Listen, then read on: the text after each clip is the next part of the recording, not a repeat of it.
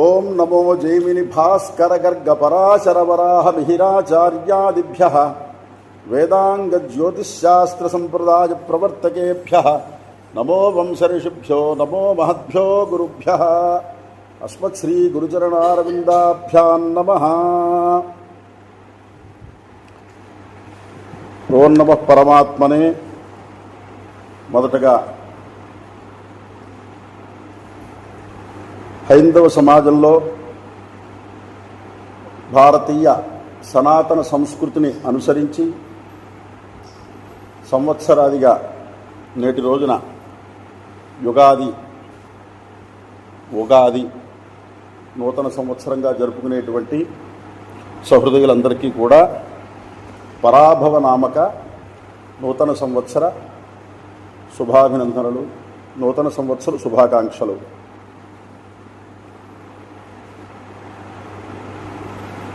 సంవత్సరాది అంటారు. సంవత్సరాది అంటే సంవత్సరానికి మొదటి రోజు అని. సంవత్సరానికి మొదటి రోజు అంటే మనం మామూలుగా ఇంగ్లీషు సంవత్సరాల్లో ప్రతి సంవత్సరం చూస్తూ ఉంటాం. లోకంలో హ్యాపీ న్యూ ఇయర్ అని చెప్పని సంవత్సరం మారింది అని అనుకుంటారు. అది బాగా ప్రాచుర్యంలో ఉంది, ప్రచారంలో ఉంది. కానీ దానికి న్యాయంగా సంవత్సరము అని తెలుగు భాషలో మనం 360 రోజులుగా ఉంది కాబట్టి దాన్ని వ్యవహరిస్తున్నాం. కానీ సంవత్సరము అనేటువంటిది మాసాలతో కూడింది. చైత్రమాసం మొదలుకొని 12 మాసములు. ఈ 12 మాసాలు గడిచిన తర్వాత మళ్ళీ వచ్చేటువంటిది చైత్రమాసం మొట్టమొదటి రోజు ఏదైతే ఉంటుందో దాన్ని సంవత్సర ఆది అంటారు. అది మొదలు. ఇది ఎలా ఎక్కడ ప్రారంభమయ్యింది అని అన్నట్లయితే ఇలాంటి సంవత్సరములు మొత్తం 60 ఉన్నాయట. 60 సంవత్సరములు. కాలం అనంతమైనటువంటిది. అన్ని పదార్థాలు కూడా కాలంలోనే కలుస్తాయి. నాశన రహితమైనటువంటిది ఏమిటంటే కాలం. సర్వాధార కాల అన్నారు. అంచేత అనంతమైనటువంటి ఆ కాలాన్ని మన వ్యవహారంలోకి మానవ లోక వ్యవహారంలోకి గణించుకోవడానికని కొంత సౌకర్యం చేసి పెట్టారు శాస్త్రవేత్తలు, మహర్షులందరూ కూడా. దాన్నే జ్యోతిశాస్త్రము అన్నారు. ఈ సంవత్సరములు, దానిని బట్టి ఏర్పడిన మాసములు, నక్షత్రములు, తిథులు ఇవన్నీ కూడా సూర్యచంద్రుల వల్ల ఏర్పడ్డాయి. దాన్ని జ్యోతిష్యులు అన్నారు.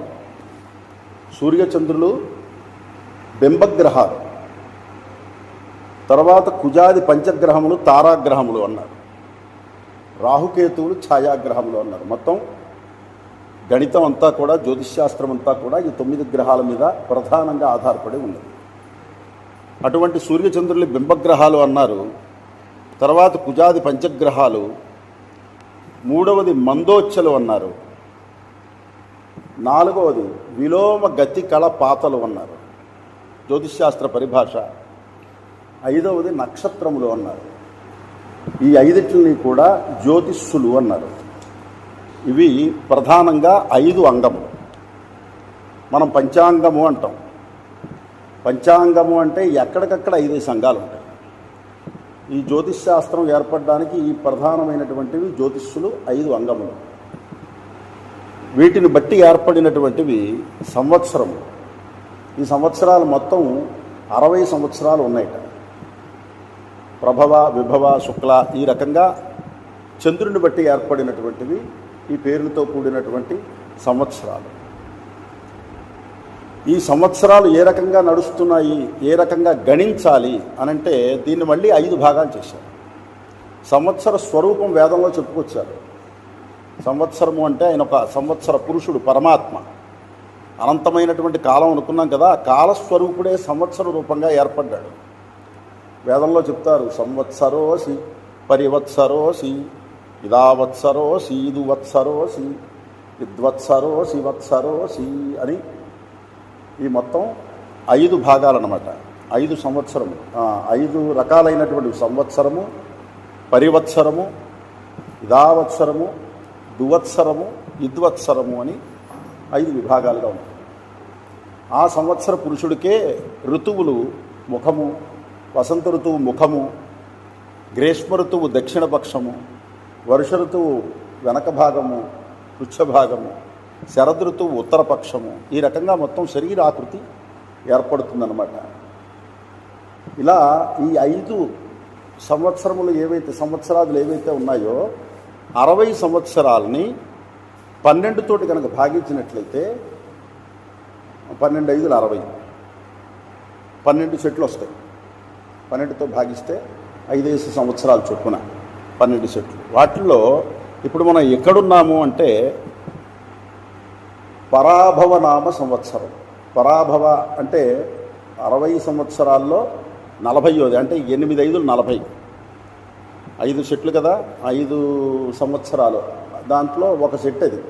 అలా 12 సెట్లు అయితే 60 సంవత్సరాలు. ఇది ఒక రౌండ్, ఒక ఆవృత్తి అయినట్టు లెక్క. ఎక్కడో అక్కడికి గణన ఉండాలి. మనం ఇక్కడి నుంచి అక్కడికి ప్రయాణం చేస్తున్నామంటే ఒక స్టేజ్ పెట్టుకుంటాం, ల్యాండ్ మార్క్ పెట్టుకుంటాం. ఆ రకంగా గణనానికి 60 సంవత్సరాలని, దాని విభాగాలు ఏ రకంగా చెయ్యాలి, వాటి యొక్క విశిష్టత ఏమిటి అని అన్నట్లయితే ఇప్పుడు 8 5 40, 40వ సంవత్సరంలో ఉన్నాం అన్నమాట. ఇవాళ పరాభవనామ సంవత్సరం అంటే ఈ 40వ సంవత్సరం ఆఖరిది ఏమిటనుకున్నాం? ఇద్వత్సరము. ఇద్వత్సరం నడుస్తోంది ఇప్పుడు. ఇది దేవతా స్వరూపం. ఇదంతా కూడా సంవత్సరము అంటే ఇంత వేదంలో చెప్పబడింది. మనం పైపైగా చెప్పుకున్న ఊరికే చాలా విశేషమైనటువంటి అర్థం ఉంది సంవత్సరం అనేటువంటి దానికి. అలాగా ఈ 60 సంవత్సరాలతో కూడినటువంటిది ఒక ఆవృత్తి. ఈ కలియుగం మొత్తం 4,20,000 సంవత్సరాలు. 4,20,000 సంవత్సరాలని 60తో భాగిస్తే 7,200 ఆవృత్తులు తిరుగుతుంది. ఈ 60 సంవత్సరాల చొప్పున 7,200 ఆవృత్తులు అయితే ఒక కలియుగం పూర్తవుతుంది.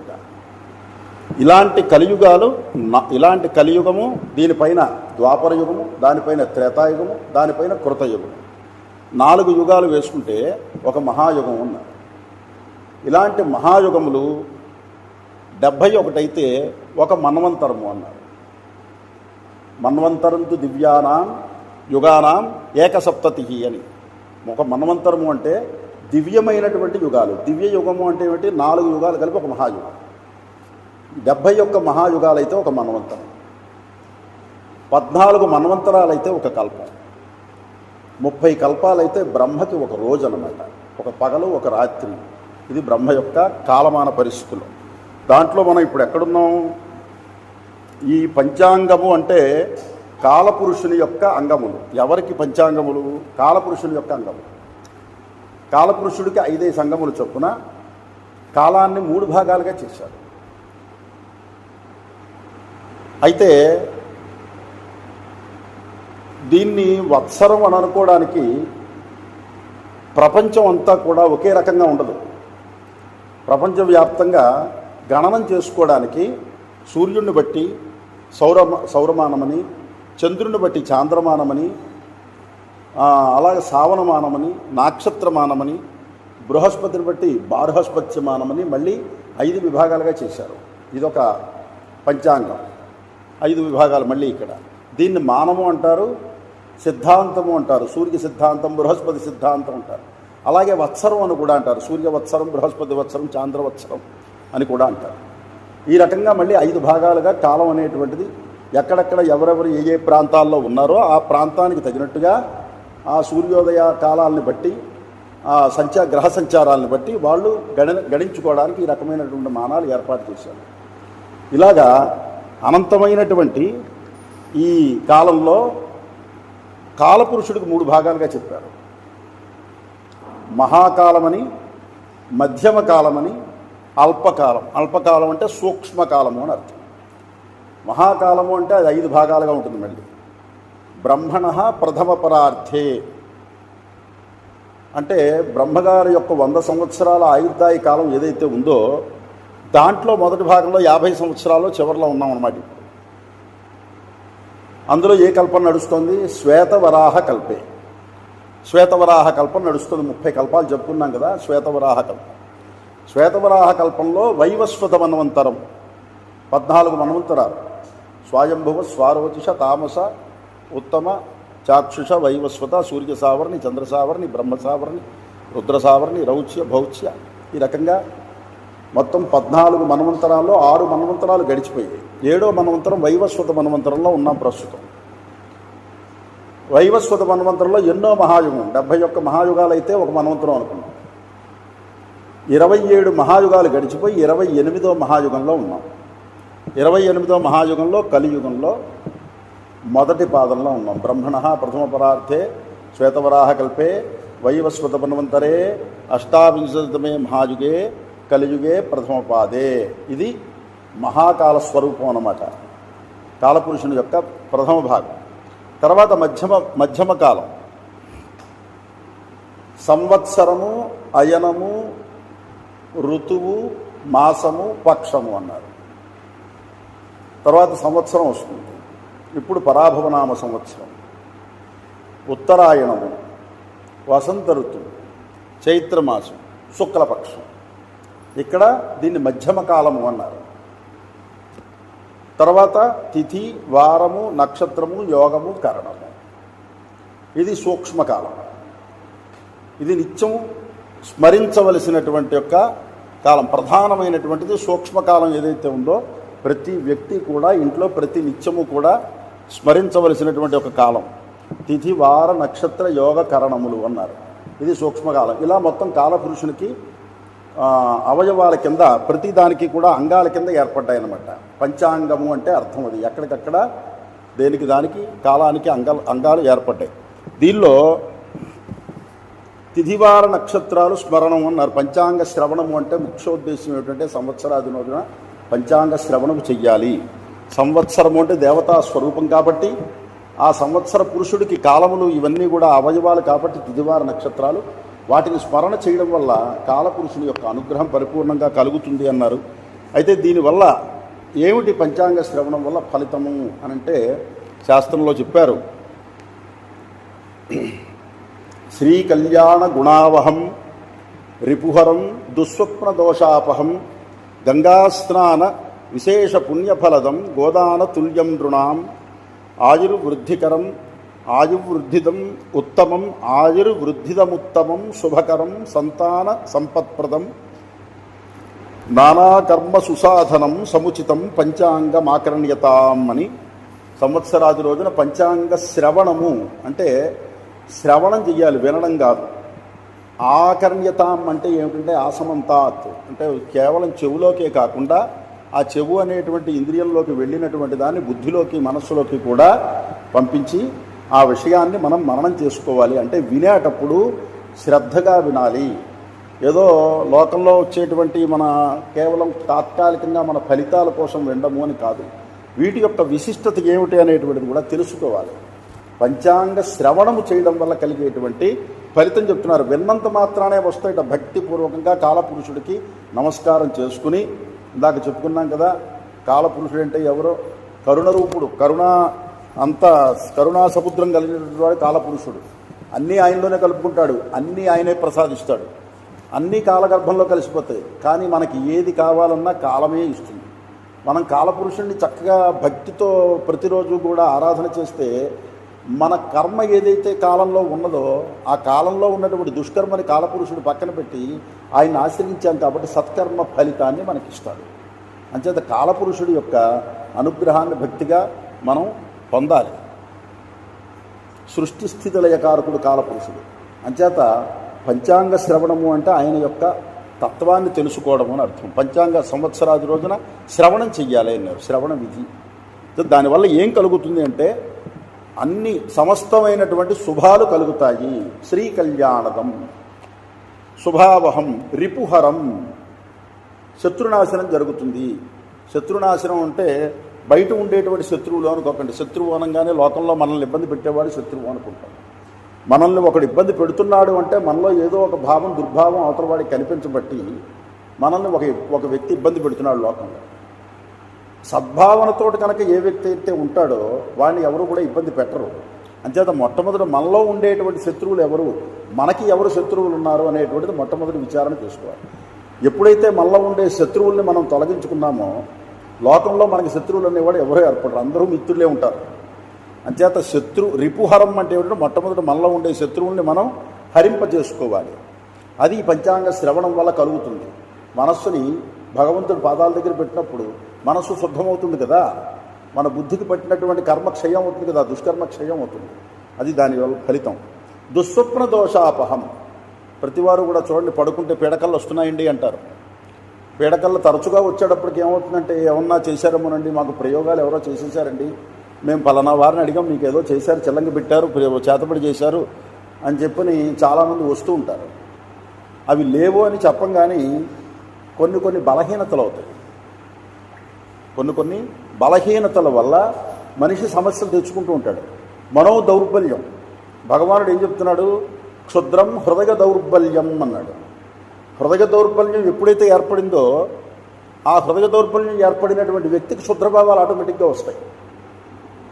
అంచేత క్షుద్రభావాలు వచ్చినటువంటి వాడు మంచి ఆలోచన చేయలేడు, మంచి పని చేయలేడు, వాడికి అన్నీ చెడే కనిపిస్తాయి. దాంతో ఏమనుకుంటాడు?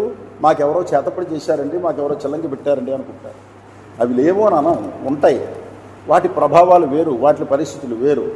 అంచేత మన పరిస్థితులు బాగోలేదనో, మనకు అస్తమానం పీడకలు వస్తున్నాయనో, ఏదో ప్రయోగాలు జరిగాయి అని అనుకోక్కర్లేదు. నిత్యం భగవదారాధన ఎవరైతే చేస్తారో, ప్రతిరోజు ఇంట్లో దీపారాధన చేసి పంచాంగ శ్రవణం చేసి కాలస్వరూపుణ్ణి మనకిష్ట దైవం అన్నారు. ఏ దైవాన్ని తీసుకున్నా ఆ దైవం అంతా కూడా కాలస్వరూపమే. కాలం కంటికి కనపడదు, మనలో ఉంటుంది. కాలం కంటికి కనపడదు, మనకు కూడా ఉండి మనల్ని నడిపిస్తూ ఉంటుంది. అటువంటి కాలస్వరూపుణ్ణి మనకి ఇష్టమైనటువంటి, మనం ఎక్కడ ఏ దేవత కింద ఏకాగ్రత పెట్టగలుగుతామో ఆ దేవతగా భావన చేసి ఇంట్లో నిత్యం పూజ చేసుకోవాలి. చేసుకున్నప్పుడు ఏమవుతుందంటే దుస్వప్న దోషాపహం. ఇంకా గంగా స్నాన విశేష పుణ్య ఫలదం. భక్తిగా చక్కగా ఇలా విన్నాం, సంవత్సరానికి ఒకసారి విన్నాం. ప్రతినిత్యం ఇంట్లో ఒకసారి స్నానం చేసిన తర్వాత పొద్దున్నే పంచాంగం, తిథివార నక్షత్రములు ఏమిటి, వాటి ఫలితం ఏమిటి అనేది చెప్పుకుందాం.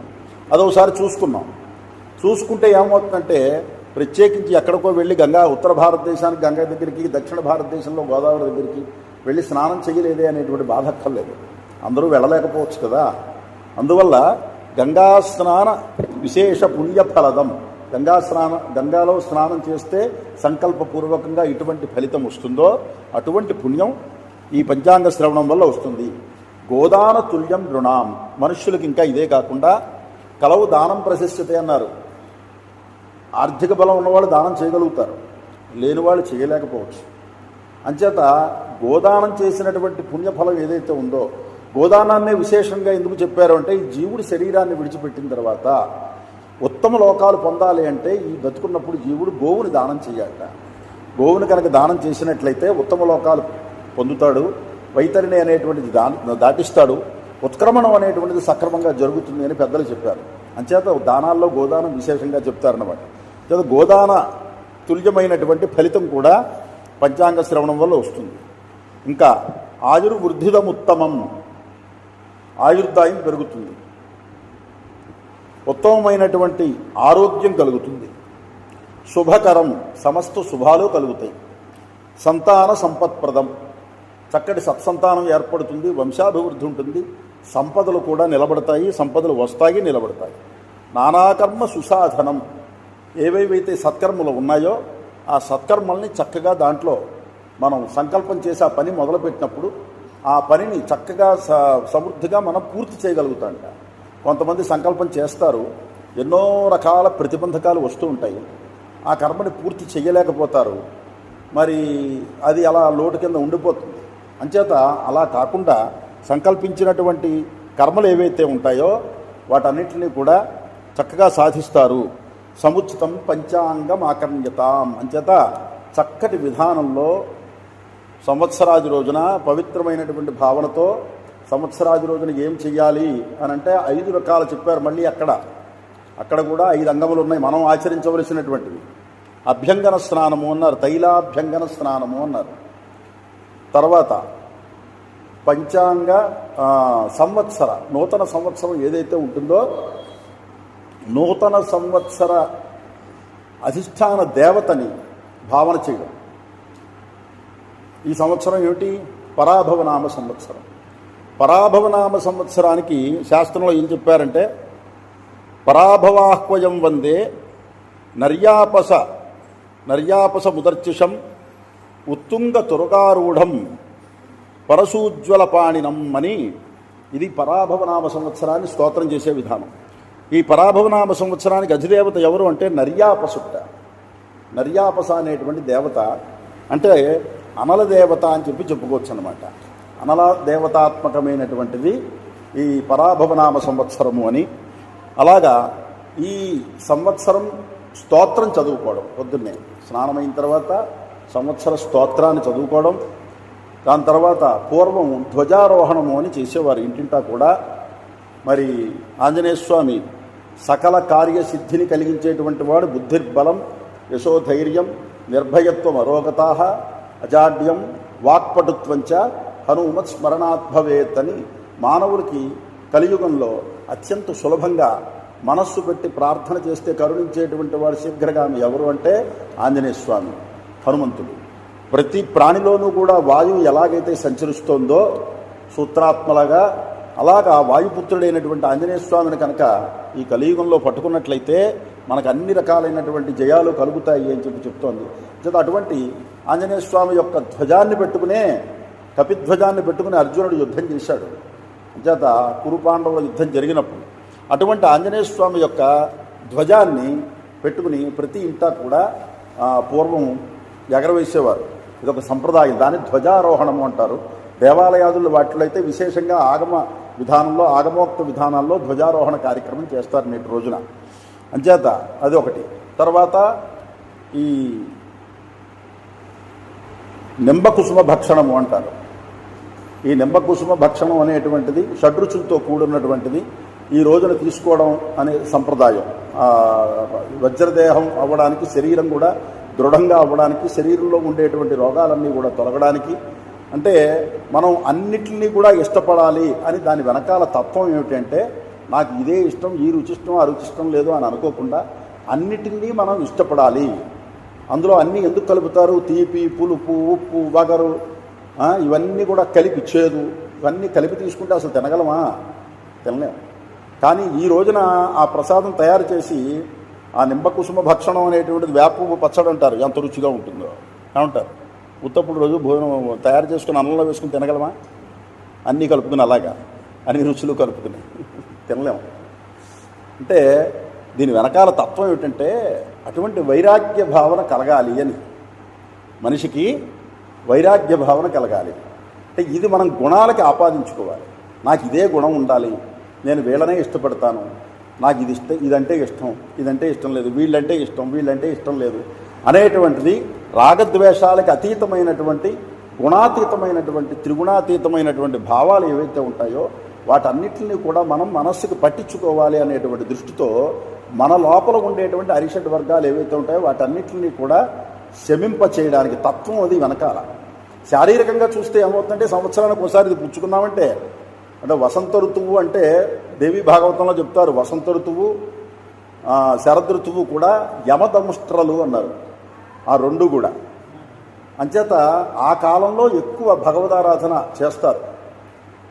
యమదముష్ట్రలు అంటే ఏమిటంటే రకరకాల వ్యాధులు వస్తుంటాయి. ఈ కాలం ఋతు సంధి కదా, శశి ఋతువు వెళ్ళి వసంత ఋతువు వస్తుంది, అక్కడ హేమంత గ్రీష్మ వర్ష ఋతువు వెళ్ళి శరద్ ఋతువు వస్తుంది. అంచేత ఋతు సంధిలో ఏమవుతుందంటే రోగాలు వస్తాయి.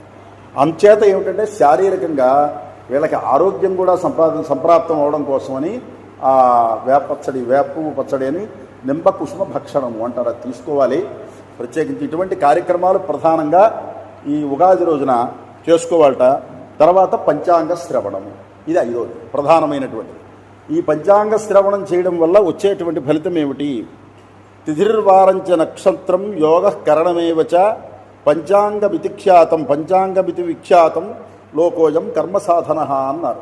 ఇందాక మనం చెప్పుకున్నాం, ఏది మనం సాధించాలన్నా కానీ భగవద్ అనుగ్రహంతో మరి తిథివార నక్షత్ర యోగ కరణములు ప్రధానము అని అనుకున్నాం. ఈ ఐదింటిని కూడా ప్రతిరోజు మనం ఎప్పుడైతే ఇంట్లో పారాయణ చేస్తామో, స్మరిస్తామో, దానివల్ల మనం చేసేటువంటి పనులన్నీ కూడా చాలా సుసాధ్యమవుతాయి. మనకేం చెప్తున్నారు? దీనివల్ల తిథి వల్ల ఏర్పడేటువంటిది శ్రియమాప్నోతి, సంపదలు కలుగుతాయిట. నిత్యం కూడా తిథి స్మరణ చేయడం వల్ల సంపదలు కలుగుతాయి. ఒక్కొక్క తిథికి ఒక్కొక్క అధిష్టాన దేవత ఉంటుంది. శాస్త్రంలో చెప్తారు, ఇవాళ పాడ్యమి తిథి అంటే అగ్నిదేవతాకమైన తిథి.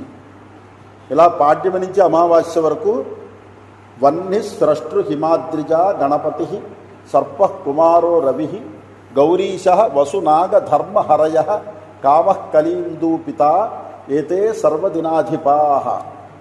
అమావాస్యకి పితృదేవతలు, పాడ్యమికి అగ్నిదేవత, విధియకి స్రష్ట, తదియకి అమ్మవారు పార్వతీదేవి, చవితికి గణపతి, పంచమికి కుమారస్వామి సర్పదేవతాకం, పంచమి సర్పదేవతాకం, షష్ఠి కుమారస్వామి, సప్తమి సూర్యభగవానుడు, అష్టమి ఈశ్వరుడు, నవమి వసుదేవతలు,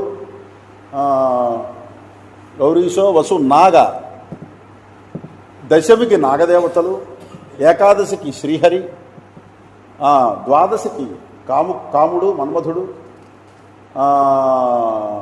పౌర్ణమాస్య చతుర్దశికి త్రయోదశి కల్కి, చతుర్దశి కల్కి, పౌర్ణమాస్య ఇందు, అమావాస్య పితృదేవత. ఈ రకంగా 16 తిథులకి 16 అధిష్టాన దేవతలు. ఈ దేవతానుగ్రహం కలుగుతుందిట, శ్రేయస్సు కలుగుతుంది, సంపదలు కలుగుతాయి. వారాత్ ఆయుష్యవర్ధనం, వారం స్మరణం చేయడం వల్ల ఆయుర్దాయం పెరుగుతుంది.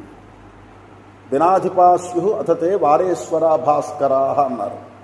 వారాధిపతులు ఎవరు అంటే ఆ రోజు ఏ వారం అయితే అవుతుందో, సూర్యోదయానికి ఏ వారం అయితే అవుతుందో ఆ రోజుకి అధిదేవత ఆయనే, అధిష్టాన దేవత. గ్రహము అని చెప్పుకుంటాం కదా మనం. అలా 7 గ్రహాల యొక్క అనుగ్రహం ప్రతిరోజు కూడా వారస్మరణ చేయడం వల్ల కలుగుతుంది. నక్షత్రాద్ధరతే పాపం, నక్షత్ర స్మరణం చేయడం వల్ల పాపహరం కలుగుతుంది. నక్షత్రానికి కూడా ఒక్కొక్క నక్షత్రానికి ఒక్కొక్క దేవత ఉంటుంది, అధిష్టాన దేవత. నక్షత్రాద్ధరతే పాపం. యోగాద్రోగ నివారణం, యోగస్మరణ చేయడం వల్ల రోగం నశిస్తుంది. కరణాత్ కార్యసిద్ధిశ్చ, కరణస్మరణ చేయడం వల్ల కార్యం సిద్ధిస్తుంది అని చెప్తున్నారు. మనం సర్వసాధారణంగా కర్మలు చేసినప్పుడు ఏ కర్మ ఆచరించాలన్నప్పటికీ కూడా తిథివార నక్షత్ర యోగ కరణాలు స్మరించందే ఏ కర్మ సిద్ధించదు. మనం దేశము కాలము అన్నారు. ఎక్కడ ఏ ప్రదేశంలో కూర్చుని మనం కర్మ చేస్తున్నాము అనే దేశాన్ని నిర్దేశం చెయ్యాలి. ఇందాక చెప్పుకోలే, సంకల్పంలో మహాకాలం ఉన్నాం, అప్పుడు వస్తుంది. అక్కడే దేశం అనేటువంటిది కూడా జంబూద్వీపే భారతవర్షే భరతఖండే మేరోర్ దక్షిణ దిగ్భ అని మనం ఇది చెప్పుకుంటాం. ఉత్తరాది వాళ్ళైతే వింధ్యస్యోత్తరే ఆర్యావర్త ఏకదేశి, అటకేసి ఆర్యావర్త భూమి కింద అటకేసి చెప్పుకుంటారు. ఈ రకంగా ఎక్కడ ఏ స్థలంలో ఉన్నాము అనేది చెప్పాలి. తర్వాత ఏ కాలంలో ఉన్నాము అనేటువంటిది కూడా చెప్పాలి. ఈ కాలస్మరణ చేయడంలో పంచాంగం అనేటువంటిది చాలా విషయం. తిథి వారం నక్షత్రం కూడా చెప్పరు, తిథి వారం చెప్తారు. శుభ నక్షత్రే శుభయోగే శుభకరణే అనేస్తారు. అలా చెప్పకూడదు.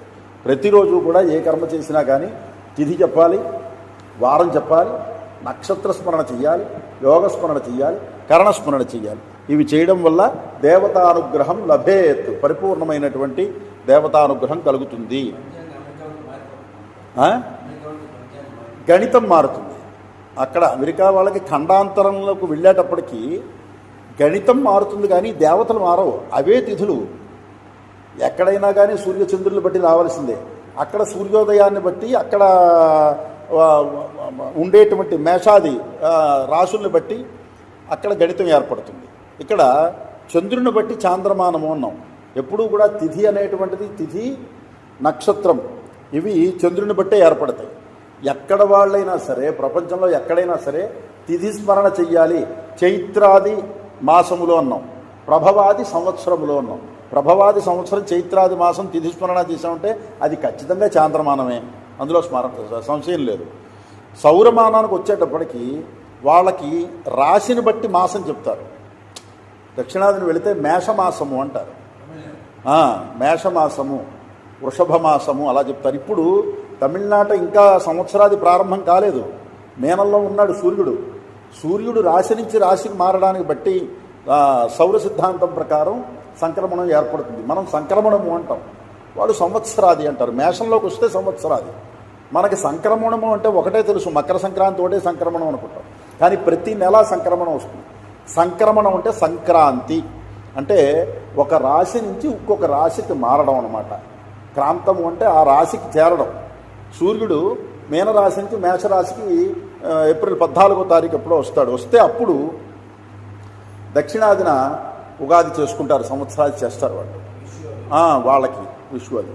అలా బృహస్పతి బారహస్పత్యమానం ఉత్తరాది వారు ఉన్నారు, బారహస్పత్యమానం ప్రకారం వారు సంవత్సరాది చేస్తారు. కానీ ఈ మానం ప్రకారం వాళ్ళకి రోజులు కొంచెం తేడా వస్తాయి. కానీ తిథివార నక్షత్రాలు మాత్రం మళ్ళీ చాంద్రమాన ప్రకారమే చెప్పుకోవాలి ఎక్కడైనా సరే, ఎవరైనా సరే. ఇది కేవలం చంద్రుని బట్టి ఏర్పడింది అనమాట.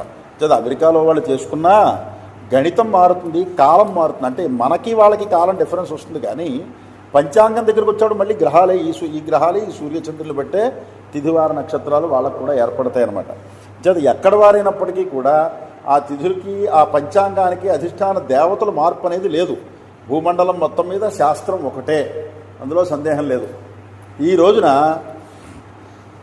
ఇంకొక విషయం ఏంటంటే ఈ తిథివార నక్షత్రాలు తెలుసుకోవడంలో ఏ కాలంలో ఏ పని చెయ్యాలి తిథులను బట్టి కొన్ని మనం నిర్ణయించుకుంటాం. జన్మదినోత్సవం ఉంది, తిథిని బట్టి నిర్ణయిస్తాం. శ్రీరామనవమి ఉంది, తిథిని బట్టి నిర్ణయిస్తాం. స్మార్తులు తిథులు బట్టి నిర్ణయిస్తారు, వైష్ణవులు నక్షత్రాన్ని బట్టి నిర్ణయిస్తారు. అయితే ఇక్కడ కృష్ణాష్టమి ఉంది, తిథిని బట్టి నిర్ణయిస్తాం. దీపావళి ఉంది, తిథిని బట్టి నిర్ణయిస్తాం. నిజమే. అయితే వీటిలో ఎప్పుడు ప్రయారిటీ ఇవ్వాలి అనేది ధర్మశాస్త్రం చెప్తుంది. మళ్ళీ మనం ఏ కాలంలో ఏ కర్మ చెయ్యాలి అనేటువంటిది మళ్ళీ మనకి ధర్మశాస్త్రం చెప్తోంది. ఇప్పుడు కృష్ణాష్టమి వచ్చింది, శ్రీకృష్ణ పరమాత్మ అర్ధరాత్రి పుట్టాడు కాబట్టి అర్ధరాత్రి ఉండేటువంటి అష్టమి, దాంట్లో నవమితో కూడిన అష్టమి, సప్తమితో కూడిన అష్టమి అని ధర్మశాస్త్రంలో దానికి మీమాంస చర్చ చేసి నిర్ణయం చేశారు, సిద్ధాంతం చేశారు. అది తెలుసుకోవాలి. అదే సమయానికి 2 రోజులు ఉండొచ్చు. శ్రీకృష్ణ పరమాత్మ అర్ధరాత్రి పుట్టిన సమయానికి 2 రోజులు ఉండొచ్చు. అయితే సప్తమితో కూడిన అష్టమి తీసుకోవాలా, నవమితో కూడిన అష్టమి తీసుకోవాలా అనేది మళ్ళీ ధర్మశాస్త్రం చూడాలి. అలాగే శ్రీరామనవమి ఉంది, ఆయన జన్మదినాన్ని కాబట్టి శ్రీరామనవమి సూర్యోదయానికి ఏదైతే ఉందో అది తీసుకుంటాం. దీపావళి అమావాస్య ఉంది, ప్రదోషానికి ఏదైతే ఉన్నదో ప్రదోష కాలం అది తీసుకోవాలి. ఇది ముందు రోజు వెనక రోజు 2 రోజులు ఉండొచ్చు, అప్పుడు ఎప్పుడు తీసుకోవాలి. ఇలాగా ఈ సంవత్సరం మీమాంస ప్రశ్న కలిగింది. ఈ సంవత్సరం పరాభవనామ సంవత్సరం పాడ్యమి ఎప్పుడు చేసుకోవాలి. అయితే ఇక్కడ ధర్మశాస్త్ర విచారణ చెయ్యాలి. సంవత్సరాది అంటే పాడ్యమి తిథితోనే వస్తుంది, చైత్రమాసము పాడ్యమి తిథి. అయితే ఇవాళ సూర్యోదయం వరకు కూడా అమావాస్య తిథి ఉన్నది కాబట్టి ఈ రోజున అమావాస్య తిథిలో తెల్లవారుజామున లేచి ఎవరైనా కనుక స్నానాలు చేసినట్లయితే వాళ్ళకి అరిష్టాలు కలుగుతాయి అంటూ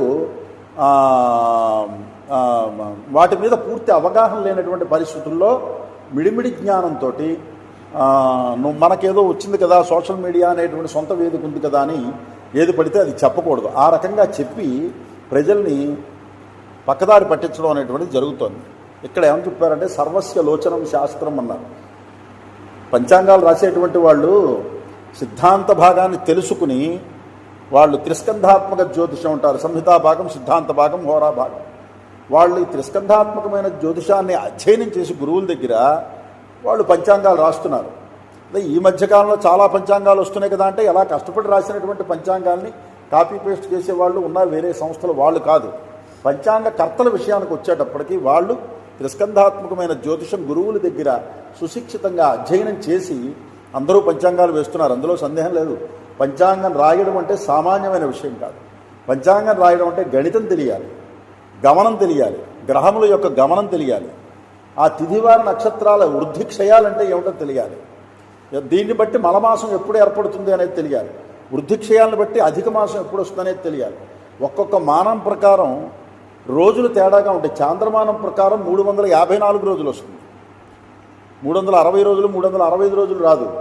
దాన్ని తిథి వృద్ధిక్షయాలను బట్టి మలమాసం అనేటువంటిది 3 సంవత్సరాలకు ఒకసారి ఏర్పడుతుంది.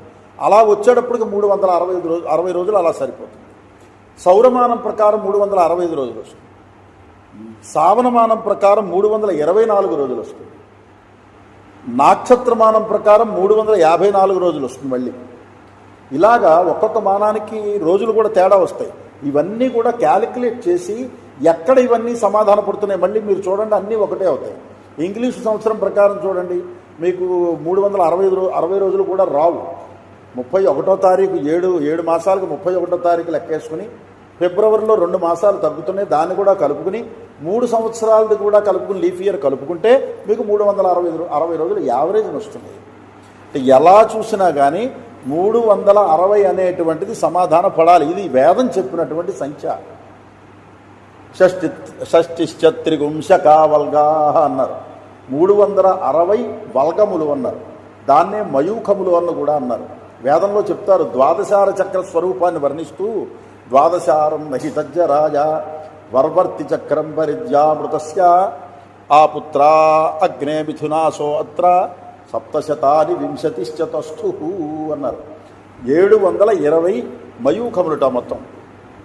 360 పగళ్ళు 360 రాత్రులు కలిపి 720 అన్నారు. కాబట్టి రోజులు మొత్తానికి 360 అనేటువంటిది వేదం నిర్ణయించినటువంటి రోజులు. దానికి సరిపోయేటట్టుగా వస్తున్నాయి అనంటే అది ఎంత కష్టతరమైనటువంటి గణితమో ఒక్కసారి ఆలోచించాలి. లోకంలో పంచాంగాల గురించి, తిథివార నక్షత్ర కార్యక్రమాల గురించి ఎవరు పడితే వాళ్ళు మాట్లాడేయకూడదు. ఈ విషయం తెలుసుకోవాలి. గ్రహణ విషయాలు ఒకటి అంటే ఎప్పుడు తీసుకోవాలి, ఎప్పుడు స్వీకరించాలి, ఎప్పుడు తీసుకోక్కర్లేదు మనము అనేటువంటి విషయాలు కూడా తెలుసుకోవాలి. అలా ఈ రకంగా ఈ సంవత్సరం పాడ్యమి తిథి అమావాస్య వెళ్ళిన తర్వాత వచ్చింది. మరి రేపు తీసుకోవచ్చుగా, అయితే రేపు తీసుకోవచ్చుగా. ఇవాళ అమావాస్య అన్నట్లయితే రేపటికి పాడ్యమి తిథి సూర్యోదయానికే లేదు, సూర్యోదయం ముందరే వెళ్ళిపోతుంది. ఇక్కడ ఇప్పుడు మనం మాట్లాడుకునే ప్రయోజనం అని కాదు, కానీ శాస్త్ర విషయం వచ్చింది కాబట్టి, సందర్భం వచ్చింది కాబట్టి దాన్ని మనం తెలుసుకుంటున్నాం. ఇవాళ పొద్దున గడిచిపోయింది, ఇవాళ ఉగాదనే చేసుకుంటున్నాం. కానీ ఏ ధర్మంతో చేసుకుంటున్నాం, ఏ ప్రమాణంతో చేసుకుంటున్నాము అనంటే ధర్మశాస్త్రం చెప్తోంది. ఇక్కడ పూర్వ విద్ధ పరవిద్ధ అని శాస్త్ర పరిభాషలో చెప్తారు. విద్ధ అంటే ఆ తీసుకోవలసినటువంటి తిథి అన్నమాట. ముందు రోజు తీసుకోవాలా, మరుసటి రోజు తీసుకోవాలా అనే మీమాంస వచ్చినప్పుడు చక్కగా చెప్తారు. ముందు రోజు కనుక సూర్యోదయానికి ఉండి మరుసటి రోజు కూడా సూర్యోదయానికి ఉన్నట్లయితే 2 రోజులు సూర్యోదయానికి వ్యాపిస్తే ఏది తీసుకోవాలి? ముందు రోజుదే తీసుకోవాలి. ముందు రోజు సూర్యోదయానికి లేకుండా మరుసటి రోజు సూర్యోదయానికి లేకుండా ఉన్నటువంటిదైతే ఏది తీసుకోవాలి అంటే అప్పుడు కూడా ముందు రోజుదే పూర్వ విద్ధ గ్రాహ్య అన్నారు. ముందు రోజుదే తీసుకోవాలి. ఎప్పుడైతే ముందు రోజు తీసుకున్నామో, ముందు రోజు సూర్యోదయానికి ఉంది, మరుసటి రోజు లేదండి, అప్పుడు ఎలాగే ఈరోజే. ముందు రోజు సూర్యోదయానికి లేదు, మరుసటి రోజు సూర్యోదయ వ్యాపిని ఉన్నది, ఇంకా అనుమానమే ఉంది, అలాగా మరుసటి రోజే అవుతుంది. ఈ 2 లేనప్పుడే కదా మీమాంస వచ్చేది. వచ్చినప్పుడు ఎప్పుడు తీసుకోండి, ధర్మశాస్త్రం చూడాలి, పెద్దవాళ్ళని సంప్రదించాలి, శాస్త్రం తెలుసున్న వాళ్ళని అడగాలి. ఇక్కడ ధర్మశాస్త్రం ఏం చెప్తుందంటే పూర్వ విద్ధ గ్రాహ్య, ముందు రోజుదే తీసుకోండి. మరి ముందు రోజు సూర్యోదయం వరకు అమావాస్య ఉంది కదా, అక్కడ అమావాస్య తిథి చెప్పాలా అంటే అలా చెప్పకూడదు. ఎప్పుడైతే చతుర్దశి రోజు ఉన్నదో ఆ చతుర్దశి వెళ్ళిపోయి అమావాస్య వచ్చింది కాబట్టి ఆ రోజు తిథిద్వయం అని చెప్పాలి. అంటే తిథిద్వయము అంటే పైతృక పరిభాషలోకి వెళితే మళ్ళీ తిథిద్వయం అంటే అది వేరు. అపరాహ్న వ్యాపినికి కనుక 2 తిథులు ఉన్నట్లయితే ఆ చతుర్దశి కృత్యము అమావాస్య కృత్యము ఆ రోజు చేయవలసి వస్తుంది. అంటే అక్కడ తిథిద్వయం అనేటువంటిది ఇక్కడ అలా తీసుకోకూడదు. చతుర్దశోపరి అమావాస్యాయాం అని చెప్పాలి, చతుర్దశోపరి అమాయాం అని చెప్పాలి. అక్కడతో ఆ సంకల్పం అయిపోయి ఈ రోజున పూర్తిగా పరాభవనామ సంవత్సరే ఉత్తరాగిణే వసంతతో చైత్రమాసే శుక్లపక్షే ప్రతిపత్తితో ఇలా ఈ ప్రకారంగా చెప్పడమే అన్నమాట. ఇది ధర్మశాస్త్రం నిర్ణయం చేసినటువంటిది. చేత ఏ సమయంలో ఏది పాటించాలి, ఏ రోజున ఏ తిథి మనం తీసుకోవాలి అనేటువంటి దానికి మళ్ళీ ఖచ్చితంగా ధర్మశాస్త్రం అనేటువంటి తీసుకోవాలి. పంచాంగకర్తలు కూడా అందరూ రాసి ఉండకపోవచ్చు, కొంతమంది రాస్తున్నారు. కానీ ఆ పంచాంగం చూడడం అనేటువంటిది సామాన్యులకు అలవాటు లేకపోవడం చేతన సోషల్ మీడియా వచ్చేటప్పుడు యూట్యూబ్లో ఎవరేం చెప్తున్నారో దాన్ని వింటున్నారు. కొన్ని అందరూ చెప్పేది ఒకలా ఉంటే పర్వాలేదు, అందరూ చెప్పినట్టుంటే ఎలాగా అని కొంతమంది కొత్తగా చెప్పాలి అనుకుని వాళ్ళు కన్ఫ్యూజ్ చేసే విధానంలో చెప్తున్నారు. పాప టీఆర్పీ కోసం అనుకుంటా బహుశా. అంచేత అవి శాస్త్ర విషయాల్లో పనికిరావు. అంచేత మీరందరూ కూడా తెలుసుకోవాల్సింది ఏమిటంటే యచ్ఛాస్త్ర విధముత్సృజ్య వర్తతే కామకారత, భగవానుడు మనకి చెప్పాడు. అటువంటి శాస్త్రాన్ని ప్రమాణంగా పెట్టుకోవాలి. పెట్టుకుని చక్కగా పంచాంగ శ్రవణం అనేటువంటిది ప్రతిరోజు కూడా చేసుకోవాలి. హృదయ దౌర్బల్యాలు లేకుండా ఉండాలి, నిశ్చయాత్మక బుద్ధి ఉండాలి, క్షుద్రభావాలు ఉండకుండా ఉండాలి అంటే ప్రతిరోజు కూడా పంచాంగం మనం అలవాటు చేసుకోవాలి. అలవాటు చేసుకున్నప్పుడు ఏమవుతుందో పంచాంగం చదవడం అనేటువంటి విధానం తెలుస్తుంది.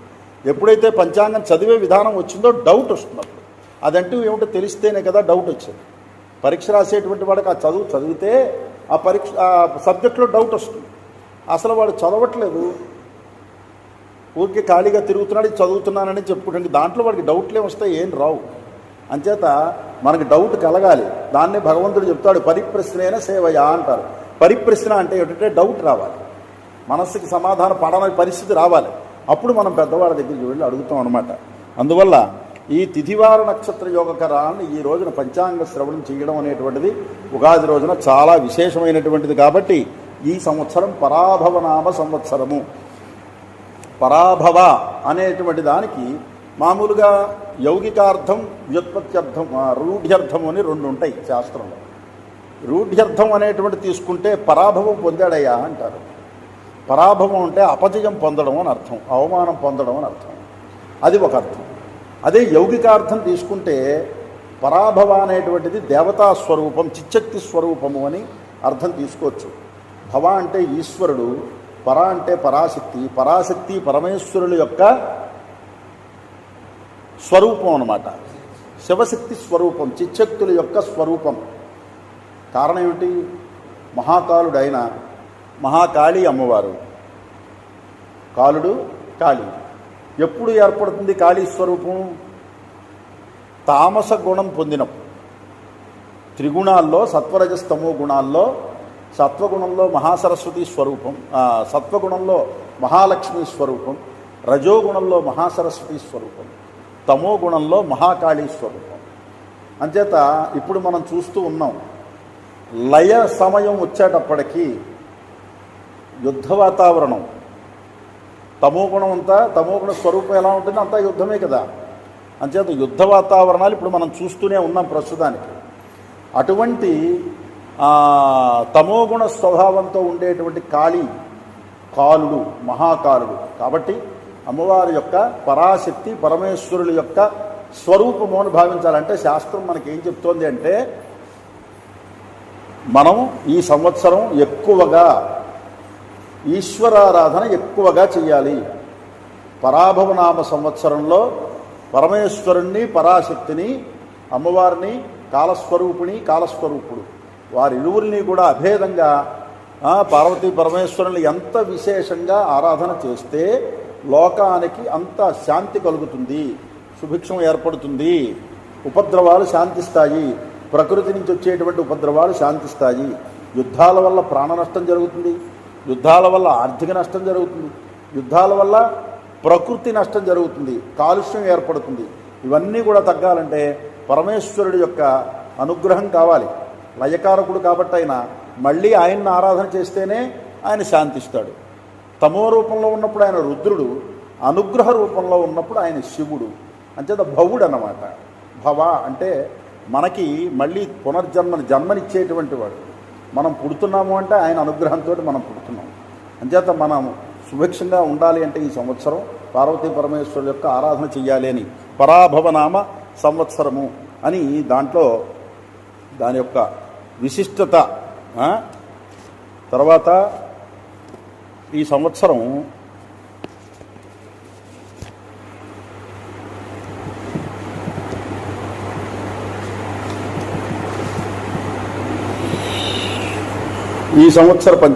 పంచాంగంలో కనుక మనం వెళ్ళినట్లయితే పంచాంగ శ్రవణానికైతే ఇంతసేపు అక్కర్లేదు. తిథివార నక్షత్రాలు 5 కూడా చెప్పేస్తే ఇట్టే అయిపోయేదే. గమ్మునవేవో చెప్పేసి మా రాశి ఫలితాలు ఏమిటో చెప్పండి బాబు అంటారు. పంచాంగ శ్రవణం ఆతృతగా ఎందుకు కూర్చుంటారంటే మా రాశి ఫలితాలు ఏం చెప్తారు. ఎవరంతటా వాళ్ళు చూసుకోవచ్చు. పంచాంగాలు ఎక్కడ పడితే అక్కడ దొరుకుతున్నాయి, ఫోనుల్లో కూడా వచ్చేస్తున్నాయి. కానీ ఒకటి ఉంది, మనం తెలుసుకుంటే మనసుకి సమాధానం పడదు.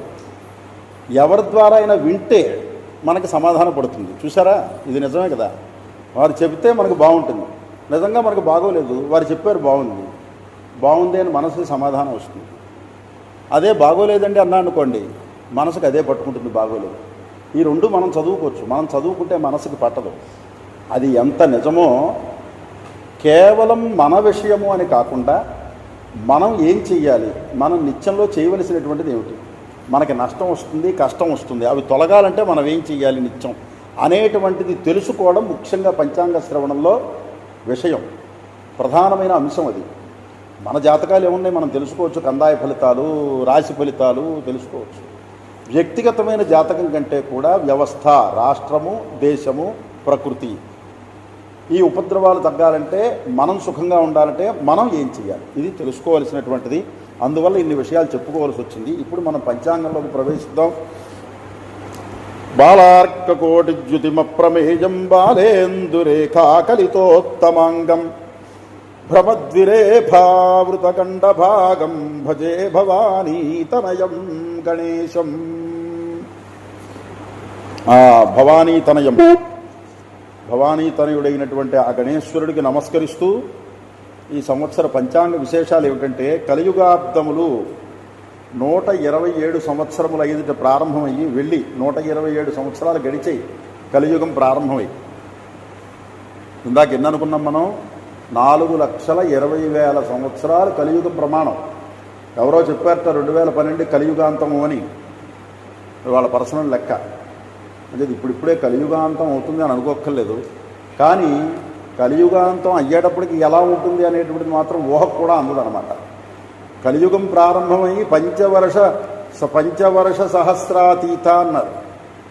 5,000 సంవత్సరములు గడిచేటప్పటికి భవిష్య పురాణంలో చెప్తారు చాలా విపరీతమైనటువంటి మార్పులు వస్తాయిట 5,000 సంవత్సరాలు గడిచేటప్పటికి. అవన్నీ కూడా నేటి రోజున కనిపిస్తున్నాయి భవిష్య పురాణంలో చెప్పినటువంటిది. ఆ ప్రకరణం వేరు, మనం ఆ లోతులకు వెళ్ళొద్దు. కానీ కలియుగ ప్రభావం పూర్తిగా ఎప్పుడు ప్రారంభం అవుతుంది అంటే, కలి ప్రారంభమైన 5,000 సంవత్సరాల తర్వాత అన్నారు. ఇప్పుడు 5,127 సంవత్సరాలు అయ్యాయి. ఇంకా ఒక పాదం చివరిలో కూడా లేదు. మొదట్లో ఒక పాదంలో 4 భాగాలు చేస్తే మొదటి భాగం కూడా ఇంకా పూర్తవలేదు. అంచేత ఇంకా చాలా జాగ్రత్తగా ఉండాలి. ఎక్కువ ఆధ్యాత్మిక మార్గంలో వెళ్ళాలి అందరూ కూడా. అప్పుడు అందరికీ శ్రేయస్సు కలుగుతుంది. తర్వాత శంకరాచార్య స్వామి వారి యొక్క అబ్దములు 2,098 సంవత్సరాలు గడిచేట. విక్రమార్క శతాబ్దములు 2,083 సంవత్సరాలు గడిచాయి. శాలివాహన శతాబ్దములు 1948 సంవత్సరాలు గడిచాయి. రామానుజ శతాబ్దములు 1,009 సంవత్సరములు. మధ్వాచార్యాబ్దములు 910 సంవత్సరములు.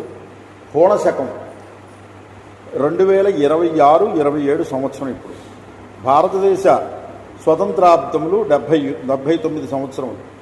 ఆంధ్ర రాష్ట్ర తెలంగాణ రాష్ట్ర అవతరణ 12 సంవత్సరములు. ఈ సంవత్సర ఫలితం, ఈ సంవత్సరం రాజు బృహస్పతి, మంత్రి కుజుడు, సేనాధిపతి అర్ఘాధిపతి మరియు మేఘాధిపతి చంద్రుడు, సస్యాధిపతి మరియు నీరసాధిపతి శుక్రుడు, ధాన్యాధిపతి బుధుడు, రసాధిపతి సూర్యుడు. రాజాది నవనాయకులలో 7 శుభగ్రహాలు ఉన్నారట, 2 పాపగ్రహాలు ఉన్నారు. ఇది కొంచెం బాగానే ఉంది. ఈ సంవత్సరం సూర్యుడు ఆర్ద్రా నక్షత్రంలోకి రాత్రిపూట ప్రవేశం చేశాడు. ఇదొక విశేషం. ఈ సంవత్సరం ఆర్ద్రా నక్షత్రంలో సూర్యుడు ప్రవేశించిన దాన్ని బట్టి వర్షములు ఎలా ఉంటాయి అనేటువంటిది నిర్ణయిస్తారట. పగటిపూట సూర్యుడు కనుక ఆర్ద్రలోకి ప్రవేశిస్తే దాన్ని దివార్ద్ర అంటారు. దివార్ద్ర అనేటువంటిది వర్షాభావానికి దారితీస్తుంది. కానీ ఈసారి అదృష్టం రాత్రి యందు ప్రవేశించాడు కాబట్టి అది కూడా అర్ధరాత్రి ప్రవేశం. అది సుభిక్షమైనటువంటిది. సమస్త జీవరాశులు సుఖంగా ఉంటాయి. తర్వాత పశుపాలకుడు, గోష్ఠాగార ప్రాకారకుడు, గోష్ఠాద్ బహిష్కర్త కేవలం శ్రీకృష్ణ పరమాత్మ ఎగుడి చేత చక్కగా సుభిక్షంగా ఉంటుంది. సస్యవృద్ధి, పాడి పంటల సమృద్ధి, ప్రజలకు సుభిక్షంగా క్షేమ ఆయురారోగ్యాలు కలుగుతాయి. మొత్తం మీద అంతా కూడా శుభ ఫలితాలు, యావరేజ్న మొత్తం శుభ ఫలితాలు కనిపిస్తున్నాయి ఈ సంవత్సరం. తర్వాత మొత్తం వర్షం 4 తూములు వర్షం పడుతుందిట. సముద్రం యందు 7 భాగాలు పడుతుంది, పర్వతముల యందు 9 భాగాలు పడుతుంది, భూమి యందు 4 భాగాలు కురుస్తుంది. సస్యానుకూలమైన వర్షాలు కురుస్తాయి. అయితే వర్షాలు ఎక్కువగా ఉన్నాయి. మరి అతివృష్టి అని చెప్పడానికి వీల్లేదు, అనావృష్టి అని చెప్పడానికి వీల్లేదు. కానీ పడినటువంటి ఎక్కువ వర్షాల్లో సముద్రంలోకి, కొండ ప్రాంతాల్లోకి, పర్వతాల మీదకి వెళ్ళిపోతుంది. కానీ భూమి మీదకి వ్యవసాయానికి వచ్చేటువంటి దాంతో పోల్చుకుంటే తక్కువ కనిపిస్తుంది. కానీ పర్వాలేదు, అనావృష్టి మాత్రం కాదు. తెల్లని ధాన్యాలు బాగా ఫలిస్తాయిట. అంచేత మరి అధిక జ్యేష్ఠ బహుళ పంచమి నాటికి తొలకరి వర్షాలు ప్రారంభమవుతాయని చెప్పారు. ఈ సంవత్సరం కర్తరి నిర్ణయం మే 4 వైశాఖ శుద్ధ తదియా సోమవారం 1:12 దొల్లు కర్తరి ప్రారంభమవుతుంది. వైశాఖ బహుళ దశమి సోమవారం రాత్రి 11:03 నిజ కర్తరి ప్రారంభమవుతుంది. దొల్లు కర్తరి నిజ కర్తరి అని అంటారు. ఇంకా రోహిణీ కార్తీ దాకా రాలేదు. డొల్లు కర్తరి నిజ కర్తరి. అయితే నిజ కర్తరి అనేటువంటిది ఏదైతే ఉందో అదే పెద్ద కర్తరి అన్నారు. తర్వాత 29/5/2026 అధిక జ్యేష్ఠ శుద్ధ త్రయోదశి శుక్రవారం ఉదయం 8:18 కర్తరి త్యాగము అని చెప్పారు. తర్వాత మౌఢ్య నిర్ణయం. ఈ సంవత్సరం మూఢములు. జూలై 15/2026 ఆషాఢ శుద్ధ విధియ బుధవారం రాత్రి 2:40 పశ్చాత్ అస్తమిత గురుమౌఢ్య ప్రారంభం. ఎలాగా ఆషాఢ మాసం శూన్యమాసం, గురుమౌఢ్యం ప్రారంభం. 18/12/2026 ఆషాఢ బహుళ అమావాస్య బుధవారం ఉదయం 7:29 గురుమౌఢ్య త్యాగం. తర్వాత ఆశ్వీజ మాసం ఒక మూఢమి. 10 అక్టోబర్ 19 ఆశ్వీజ శుద్ధ అష్టమి తత్కాల నవమి, అంటే దుర్గాష్టమి నుంచి ప్రారంభం అవుతుంది మూఢమి. పశ్చాత్ అస్తమిత శుక్రమౌఢ్య ప్రారంభం అవుతుంది. శుక్రమౌఢ్య ప్రారంభం. అక్టోబర్ 29 ఆశ్వీజ బహుళ చతుర్దశి. ఆ మాసం అంతా కూడా, ఆ పక్షం అంతా కూడా పూర్తిగా మూఢమిలో ఉంది. గురువారం నాడు శుక్రమౌఢ్య త్యాగం. తర్వాత ఈ సంవత్సరం యమునా నది పుష్కరాలు 2026 జూన్ 2 నుంచి ప్రారంభించి 13 జూన్ 2026 వరకు దేవగురుడు బృహస్పతి కర్కాటక రాశి యందు ప్రవేశిస్తున్నాడు. ఈ ప్రవేశ సమయం రాత్రి అవడం వలన మరుసటి రోజు 2వ తేదీ మంగళవారం నుండి యమునా నది పుష్కరాలు ప్రారంభమవుతాయి. పుష్కరం అనగా పునీత కర్మ. ఇది 12 రోజులు నడిచేటువంటి ఒక పవిత్రమైనటువంటి తీర్థ కార్యక్రమం, పుణ్యస్నానాలు చేసేటువంటి సమయం. యమునా నది తీరము జూన్ 2 నుండి జూన్ 17 వరకు ఈ 12 రోజుల్లో సంకల్పపూర్వకంగా స్నానాలు ఆచరించడం, జపదానాదులు, తర్పణలు, పిండ ప్రదానాదులు, పితృ కార్యక్రమాలు చేయడం ఉత్తమ ఫలితాన్ని ఇస్తుందని చెప్పి పెద్దలు చెప్తున్నారు. పితృదేవతలకు తగినటువంటి కాలంట పుష్కర కాలము అంటే. అంచేత యమునాది హిమాలయ యమునోత్రి అనే స్థానంలో ఉద్భవించింది. హర్యానా రాష్ట్రంలో ప్రవహించి ఉత్తరప్రదేశ్ రాష్ట్రం ఢిల్లీలో నోయిడా, మధుర, బృందావనం, ఆగ్రా నగరాల్లో ప్రవహించి గంగానది మరియు అంతర్వాహిని యొక్క సరస్వతితో కలిసి మన ఉత్తరప్రదేశ్ ప్రయాగరాజు వద్ద త్రివేణి సంగమం ఏర్పడుతుంది. యమునా నది జీవనది, అతి పవిత్రమైనటువంటిది. యమునా నది శ్రీకృష్ణ పరమాత్మని పాదస్పర్శతో పునీతమైనటువంటిది. శ్రీమద్ భాగవత ముందు కూడా శ్రీ సుఖయోగీంద్రులు నైమిషారణ్యంలో మహర్షులకు వివరించి చెప్పారట. శ్రీకృష్ణ భగవానుడు యొక్క పుణ్యకథలను వినడం, అన్ని నదుల్లోనూ కూడా మొట్టమొదటిగా యమున ఆ పుణ్యస్థలానికి వచ్చినట్లుగా పురాణాల్లో భాగవతోత్తముల ద్వారా కూడా కొనియాడబడింది అని చెప్తున్నారు. చాలా విశేషమైనటువంటి పుష్కరాలన్నమాట. తర్వాత యుగాది నిర్ణయం. ఇందాక చెప్పుకున్నాం శాస్త్ర విషయాలు. ఇక్కడ పంచాంగంలో వీరైతే రాశారు కాబట్టి సందేహం లేదు. ఈ రోజునే ఉగాది కాబట్టి 2026 సంవత్సరం మార్చి 19 గురువారం ఉగాది. తర్వాత పాలకులు, సామంతులు, మాండలికులు, దండనాయకులు, న్యాయాధికారులు ప్రజలను నానా విధాలుగా ఇబ్బందులు పెట్టేటువంటి అవకాశం కనిపిస్తోంది ఈ సంవత్సరం వీళ్ళ ద్వారాగా. అది మనం వర్ష ఫలితంలో చూద్దాం. తర్వాత ఆకలి బాధలు, సామాన్యమైనటువంటి ప్రజలకు ఆకలి బాధలు ఎక్కువగా ఉంటాయట. రాజులు కూడా, రాజులు అనగా అర్థం ఏంటంటే ఈ కాలంలో ప్రభువులు అనమాట. ఇది డెమోక్రటిక్ కదా. ఇప్పుడు ప్రజాస్వామ్యంలో రాజులు అంటే వర్ణాన్ని బట్టి కాదు, పాలకులకు వర్తించేటువంటి మాట. పరస్పరం కలిహిస్తారట. వాళ్ళకి కొన్ని స్పర్ధలు ఉంటాయట. వాటి వల్ల కొంచెం సామాన్యులు ఇబ్బంది పడే అవకాశం అయితే కనిపిస్తోందని చెప్తున్నారు. అది మనం వర్ష ఫలితంలో చూద్దాం. గురుదయాబ్ద ఫలితం. గురుదయం షష్ఠ్యాబ్దం 1 వలన మొదటి 3 మాసముల యందు అస్వస్థత, ఆహార ధాన్యాల కొరత, ధరలు పెరగడం అది ప్రస్తుతం మనకి ఇప్పుడే కనిపిస్తోంది. మరి కొన్ని కారణాలు ఉంటాయి కదా దానికి. దేశపరంగా ప్రపంచవ్యాప్తంగా కూడా ఏ సమస్య వచ్చినా కొన్ని దేశాలు కూడా దాంట్లో ఇబ్బంది పడితే, దేశాలు ఇబ్బంది పడ్డాయంటే సామాన్యులు కూడా ఇబ్బంది పడుతూ ఉంటారు. ఇందులో మనం ఏమీ కొత్తగా చెప్పుకోవాల్సింది లేదు. చేత అధిక ధరలు అనేటువంటివి వాటి వల్ల కనిపిస్తాయి. అధిక జ్యేష్ఠ మాసం పాలకుల వలన ప్రజలకు భయము, చోరాగ్ని బాధలు, నెయ్యి, నూనె, ఆహార ధాన్యాల ధర కొంచెం ఎక్కువగా ఉంటుంది. అందుకే అధిక జ్యేష్ఠ మాసం రావడం కూడా దీనికి కారణం కనిపిస్తోంది. మేషాది సంక్రమణ ఫలం చైత్ర బహుళ ద్వాదశి మంగళవారం శతతారా నక్షత్రయుక్త మిథున లగ్నమందు రవి ప్రవేశం పగటియందు మేష సంక్రమణం చేయుట చేత పాలకులు ప్రజలు అనేక విధాలుగా సంతోషంగా ఉంటారు అని చెప్పని మేష సంక్రమణానికి మంచి ఫలితమే చెప్తున్నారు. రవి ఆర్ద్రా ప్రవేశం వలన నిజజ్యేష్ఠ శుద్ధ నవమి సోమవారం రాత్రి 8:58 ఆర్ద్రా ప్రవేశం సుభిక్షము, సమస్త జీవరాశులు సుఖంగా ఉంటాయి. నిర్జల రాశిలో చంద్రుడి సంచారం సామాన్యమైన ఫలితం. చంద్రుడికి జలరాశి బాగా బలంగా ఉంటుంది. అంచేత చంద్రుడు కర్కాటక రాశి జలరాశి, మకర రాశి జలరాశి, కుంభరాశి జలరాశి. శుక్రుడికి కానీ చంద్రుడికి కానీ జలరాశి బాగా యోగిస్తుందన్నమాట. చంద్రుడు యోగించాలన్నా శుక్రుడు యోగించాలన్నా మనం బోరు పోసినప్పుడు కూడా శుక్రుడిని చంద్రుడిని ప్రధానంగా చూసుకోవాలి. వాళ్ళు జలరాశిలో ఉండేటువంటి సమయం ఏదైతే ఉంటుందో అప్పుడు ముహూర్తం పెట్టుకుంటే బాగా యోగిస్తుంది, మంచి నీరు పడుతుంది అంటారు. చేత చంద్రుడు జలరాశి కాకుండా ఉండడం చేతన సామాన్యమైన ఫలితాన్ని ఇస్తున్నారు. అలాగా ఇందా చెప్పుకున్నాం, కొన్ని రాత్రిపూట ప్రవేశించినా కొన్ని ఇబ్బందులు ఉంటాయి. సంపూర్ణమైనటువంటి వర్షం పూర్తిగా వ్యవసాయానికి కలిసి రాదు అని ఇది చంద్రుడు కారణం అవుతున్నాడు. తిథి ఫలము, ఈతి బాధలు, వారం సోమవారం అవడం అనేటువంటిది మళ్ళీ మంచిది కనిపిస్తుంది. సోమవారానికి అధిపతి చంద్రుడు కాబట్టి అది కొంచెం బాగుంది. పాడి పంటల సమృద్ధి వలన ధరలు అదుపులో ఉంటాయి. నక్షత్రం హస్త సర్వసౌఖ్యం, సమస్త ప్రాణికోటి సుఖించుట. వరీయాన్ యోగఫలం అల్పవృష్టి, లగ్న ఫలము సువృష్టి, భరణ్యాది చంద్రమండల ఫలము అల్పవృష్టి. మొత్తం మీద యావరేజ్ని తీసుకుంటే సామాన్యమైనటువంటి వృష్టి ప్రజలకి వ్యవసాయానికి అందుతోంది. అంటే సుభిక్షంగా ఉంటుంది, ప్రజలు సుఖంగా ఉంటారు అని చెప్పిన కూడా సామాన్యమైనటువంటి ఫలితం చెప్తున్నారు. పశుపాలక వర్ష ఆడక నిర్ణయం. శ్రీకృష్ణుడు పశుపాలకుడు ఇందాక చెప్పుకున్నాం. పెద్ద పశువృద్ధి బాగుంటుంది. ఈ సంవత్సరం గోహత్యలు అదుపులో ఉంటాయి అని చెప్పని కనిపిస్తోంది. అయితే దీనికి మరి అందరూ కూడా ప్రజల్లో చాలా ఉద్యమంగా వచ్చింది బాగాను. అది భక్తి అవ్వచ్చు, బాధ్యత అవ్వచ్చు, దేశం పట్ల భక్తి అవ్వచ్చు.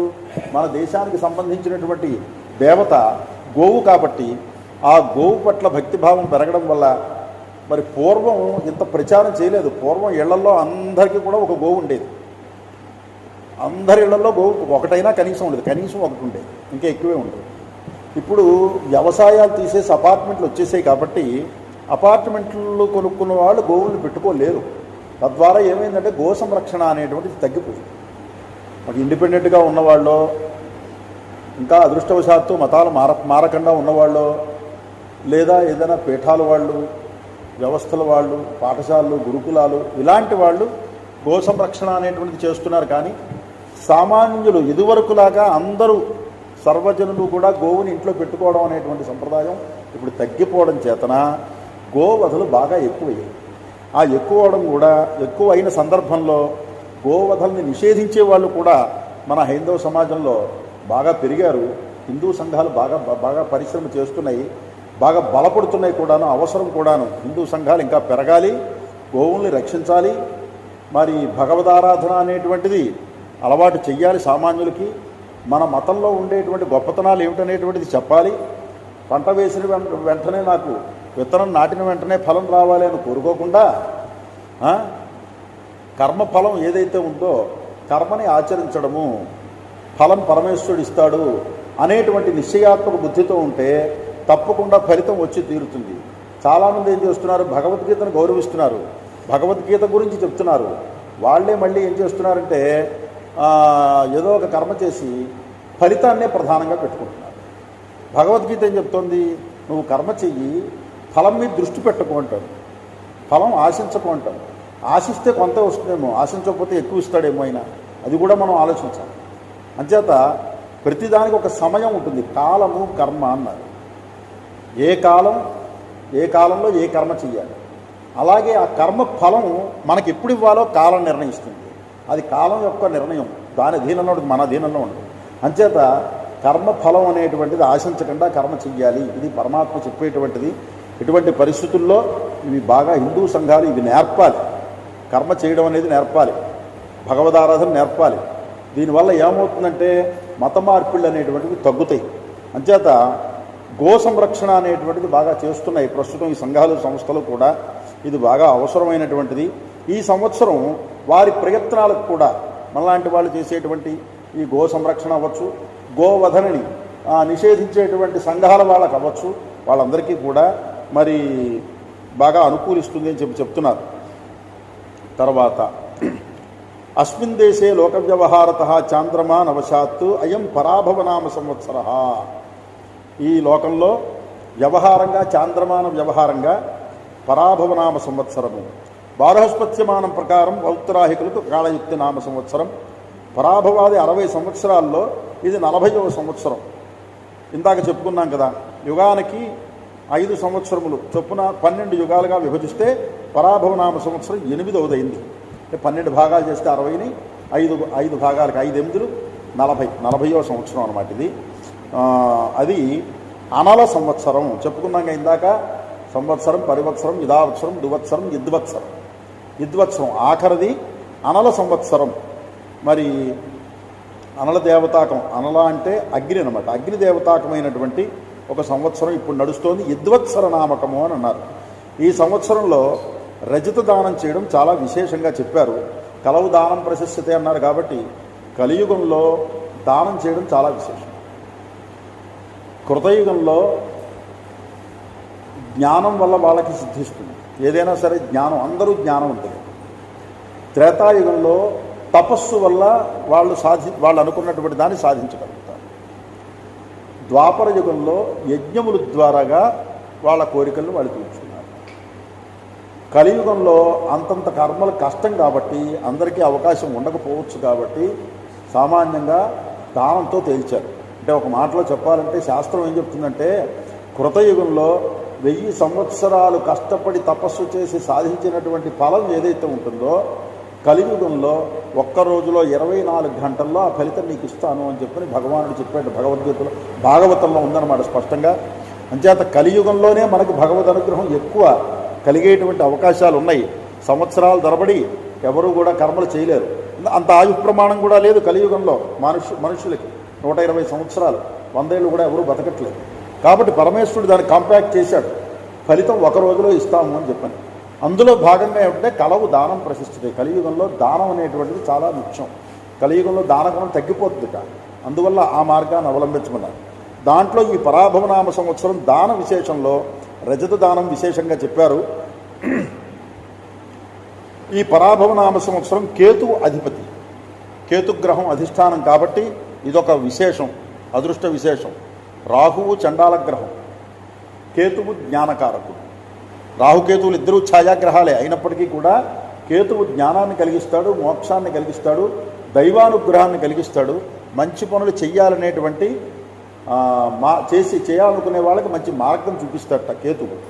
అంచేత ఈ సంవత్సరం కేతు అధిపతి తీర్థయాత్రలు చేయడం, గంగాది నది మొదలైనటువంటి పవిత్ర నదుల్లో స్నానాలు ఆచరించడం, మతపరమైన వేడుకల్లో పాల్గొనడం, ధర్మము మరియు మోక్ష నియమావళి ప్రచారం చేయడం, మోక్ష మార్గాన్ని అన్వేషించడం, తన పనుల్లో ఆలస్యం చేసుకోకుండా, మూఢభక్తి లేకుండా మంత్రతంత్రములు యోగాభ్యాసముల చేత వేదాంత విచారణ చేయడం, దైవభక్తి, వైరాగ్యము, జ్ఞానము, స్ఫోటకము, పూర్వీకుల వైభవాన్ని వివరించడం, విచారించడం, పితామహాది సంబంధ లాభాలు మొదలైనటువంటి వాటన్నిటికీ కూడా కేతువు కారకుడు అన్నమాట. ఇప్పుడు చెప్పినటువంటి వాటన్నిటికీ కూడా కేతువు ఇటువంటి ఫలితాలని మనకిస్తాడు. కాబట్టి చక్కగా అటువంటి పనులు మనం చేయడానికి ప్రయత్నం చేయాలి. కేతుగ్రహానికి అధిదేవత చిత్రగుప్తుడు. ప్రతి గ్రహానికి కూడా అధిదేవత, అధిష్టాన దేవత, అంతరిక్ష దేవత అని 3 ఉంటాయి. చాలామంది గ్రహం బాగుండకపోతే గ్రహ జపాలు చేసుకోండి అంటారు. గ్రహ జపాలు మాకు ఈ జపం చేయించండి అంటారు. గ్రహ జపాలు కేవలం చేసుకోవడం కాదు. గ్రహము, గ్రహాధిదేవత, గ్రహ అధిష్టాన దేవత, గ్రహ అంతరిక్ష దేవత, అది వేరే సబ్జెక్టు, ఊరికే చెప్పుకుంటున్నాం పైపైన. ఆ ప్రక్రియకు వచ్చేటప్పటికి ఏం చేయాలంటే ఆ ఉన్న పరిస్థితిని బట్టి యోగించినటువంటి కాలం ఏదైతే ఉందో, ఏ గ్రహం యోగించట్లేదో ఆ గ్రహానికి ఈ 3 ఏవైతే ఉన్నాయో ఆ అనుష్ఠానాలు కనుక చేసుకున్నట్లయితే ఆ అధిదేవత, అంతరిక్ష దేవత, అధిష్టాన దేవత యొక్క 3 దేవతల యొక్క అనుష్ఠానం చేసుకున్నట్లయితే వాళ్ళు అనుభవించేటువంటి దుఃఖం, శ్రమ, సమస్య ఏదైతే ఉందో అది క్షిప్రకాలంలో నివృత్తి అవుతుంది అని శాస్త్రం చెప్తోంది. అంచేత ఇక్కడ గ్రహాధిదేవత చిత్రగుప్తుడు కనుక ప్రత్యధి దేవత బ్రహ్మసహితంగా ఆరాధన చేయడం వల్ల ఆ గ్రహ సంబంధమైనటువంటి అశాంతి అంతా కూడా తొలగుతుంది, ఉన్నత స్థాయిలో ఫలితాలు ఇస్తారు అని చెప్తున్నారు. తర్వాత వర్షలగ్న విషయానికి వచ్చేటప్పటికి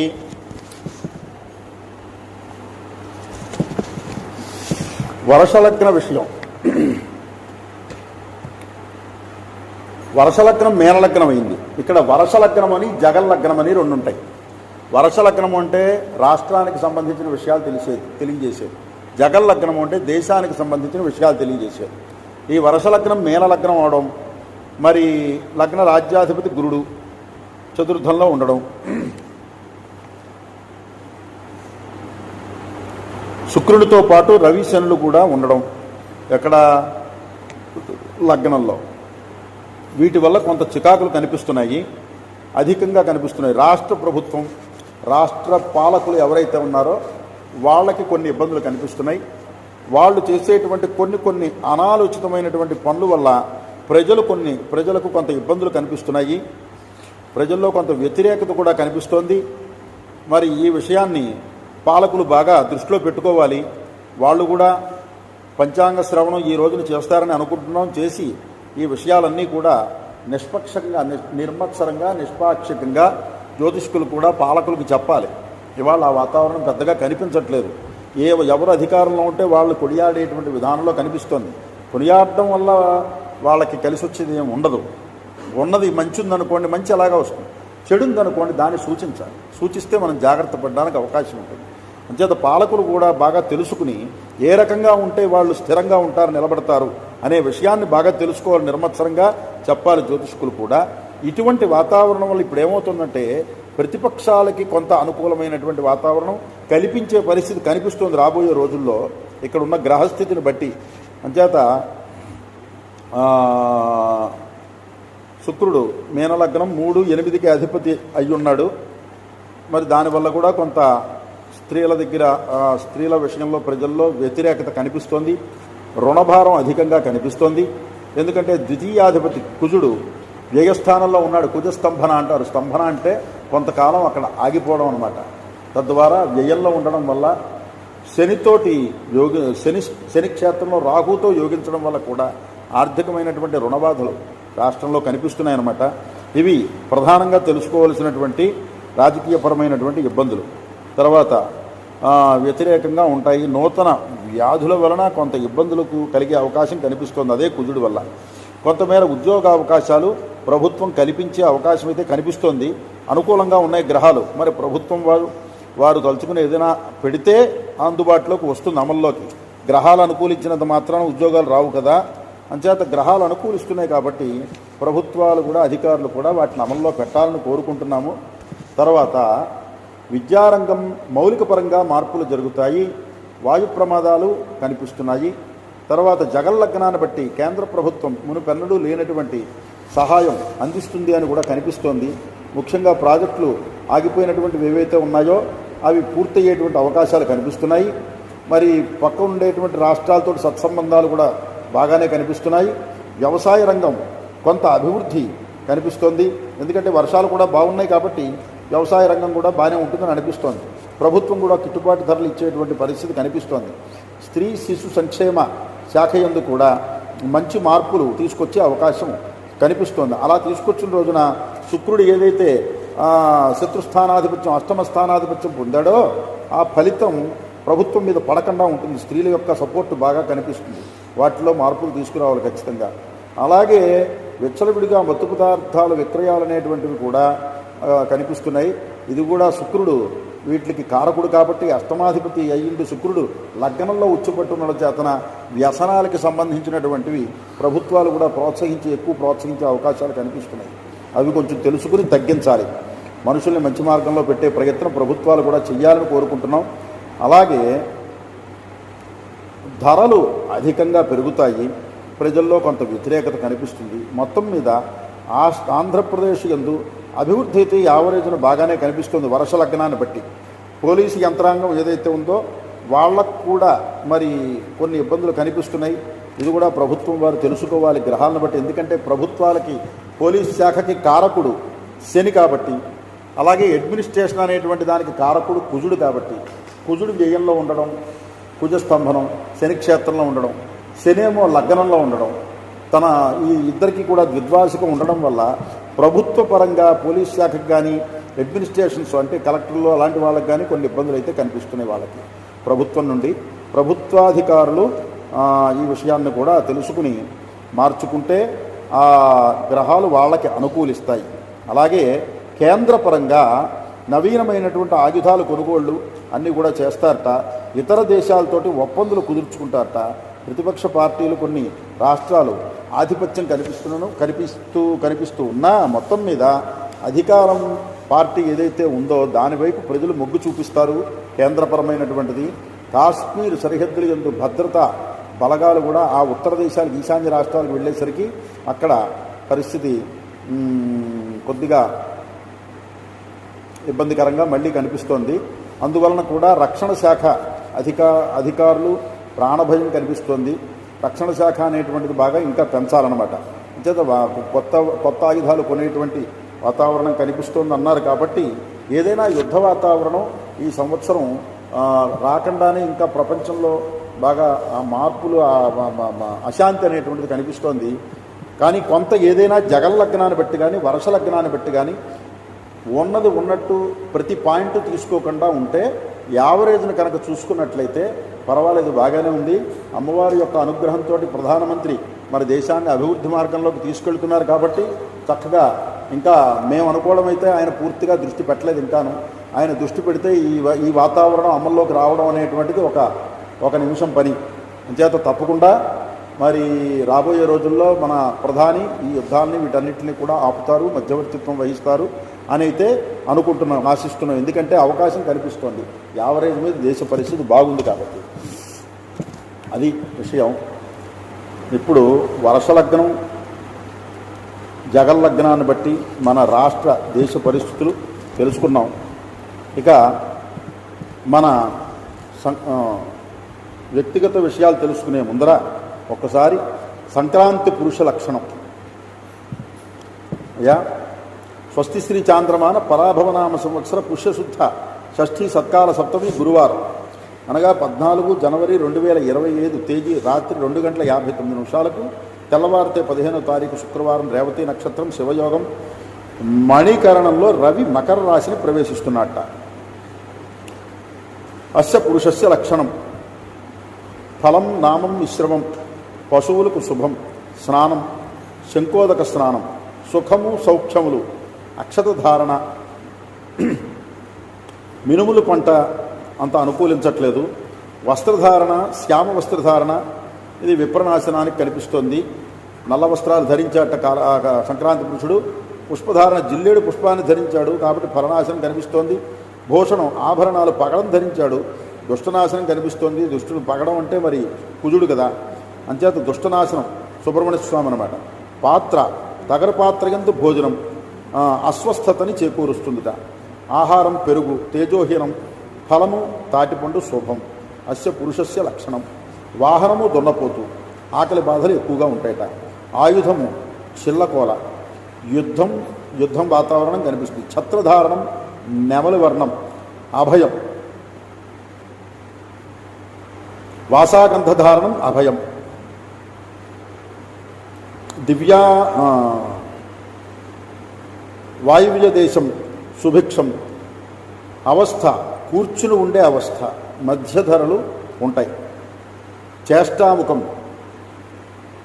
అనావృష్టి కనిపిస్తోంది. అంటే అనావృష్టి అంటే వృష్టి బాగా ఉంది కానీ మనకు అనుకూలించేటువంటి వృష్టి తక్కువ. తిథి సప్తమి రోగనాశనం, అది బాగానే. వారం శుక్రవారం వరి పంటకు హాని కనిపిస్తోంది. మిగతా పంటలన్నీ కూడా బాగానే ఉన్నాయి. పగలు 2 గడియలు మిగిలి ఉండగా మకర సంక్రమణం జరిగింది కాబట్టి ఆసన్న పూర్వకాలం పుణ్యకాలం.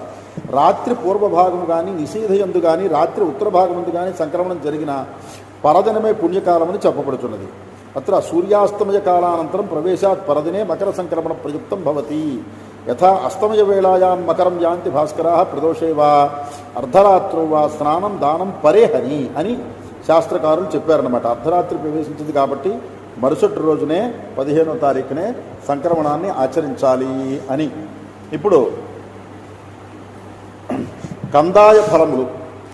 కందాయ ఫలములు అంటే వ్యక్తిగతమైనటువంటి మనుష్యులకి, అంటే వ్యవస్థ రాష్ట్ర సంబంధం వ్యవస్థా సంబంధం కాకుండా ఆయా నక్షత్రాల వాళ్ళు ఎవరైతే ఉంటారో మీ నక్షత్రాలు కనుక తెలిస్తే మీకు మీ నక్షత్రాన్ని బట్టి గణించుకోండి. ఈ కందాయ ఫలము అంటే ఏమిటంటే ఆయ ఫలము అంటే సంవత్సరాన్ని 12 మాసాలని 3 భాగాలు చేస్తే 4 మాసాలు ఒక భాగం. 3 4 12 మాసాలు. మొదటి 4 మాసాలు అంటే చైత్రం వైశాఖం జ్యేష్టం ఆషాఢం. 2 4 మాసాలు శ్రావణం భాద్రపదం మాశ్వికం కార్తీకం. 3వ 4 మాసం మార్గశిరం పుష్యం మాఘం ఫాల్గుణం. ఈ రకంగా 4 మాసాలకు ఒక ఫలితం ఉంటుంది. ఇందులో ఏమిటంటే బేసి సంఖ్య, సరి సంఖ్య, శూన్యము 0. ఈ బేసి సంఖ్య శుభఫలాన్ని పూర్ణ ఫలాన్ని ఇస్తుంది. సరి సంఖ్య సమఫలాన్ని ఇస్తుంది. 0 శూన్య ఫలాన్ని ఇస్తుంది.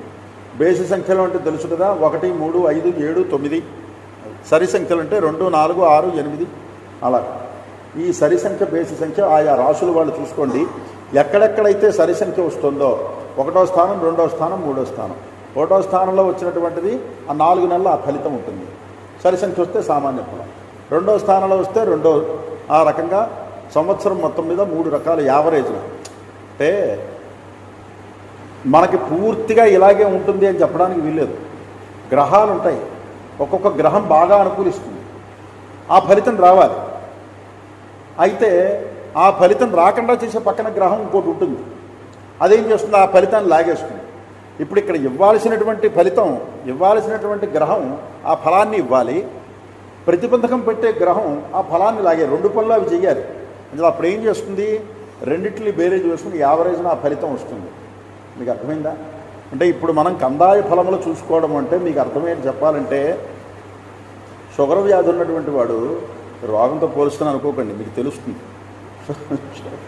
షుగర్ వ్యాధి ఉన్న వాడికి 3 మాసాలకు ఒకసారి టెస్ట్ చేస్తారు, చూసారా? 3 నెలలకు ఒకసారి టెస్ట్ చేస్తారు. రోజు టెస్ట్ చేసుకుంటే షుగర్ ఎంత కనిపిస్తుందో అది పరిగణనలోకి రాదు, దాన్ని కన్సిడర్ చేయరు. 3 నెలలకు ఒకసారి యావరేజ్ HbA1c అంటారు. యావరేజ్ షుగర్ ఏదైతే ఉందో అది ఎంత ఉంది, 11 ఉందా, 10 ఉందా, 9 ఉందా, 7 ఉందా, 6 ఉందా, మినిమం ఎంత ఉండాలి, మధ్యలో ఉంటే ఏమిటి, ఎక్కువ ఉంటే ఏమిటి ఫలితం, ఎక్కువగా ఉందా మొత్తం వెళ్ళిపోతుంది, మధ్యస్థంగా ఉందా పక్క వాటిని పాడి చేసే యోగం ఉంటుంది, మినిమంగా ఉంది మీకు అంతే అన్నీ బాగానే ఉన్నాయి అని డాక్టర్లు చెప్తారు. అలా బేసిక్గా ఉన్నవి బేసి సంఖ్యలు ఉన్నటువంటి మినిమంగా ఉన్నట్టు లెక్క.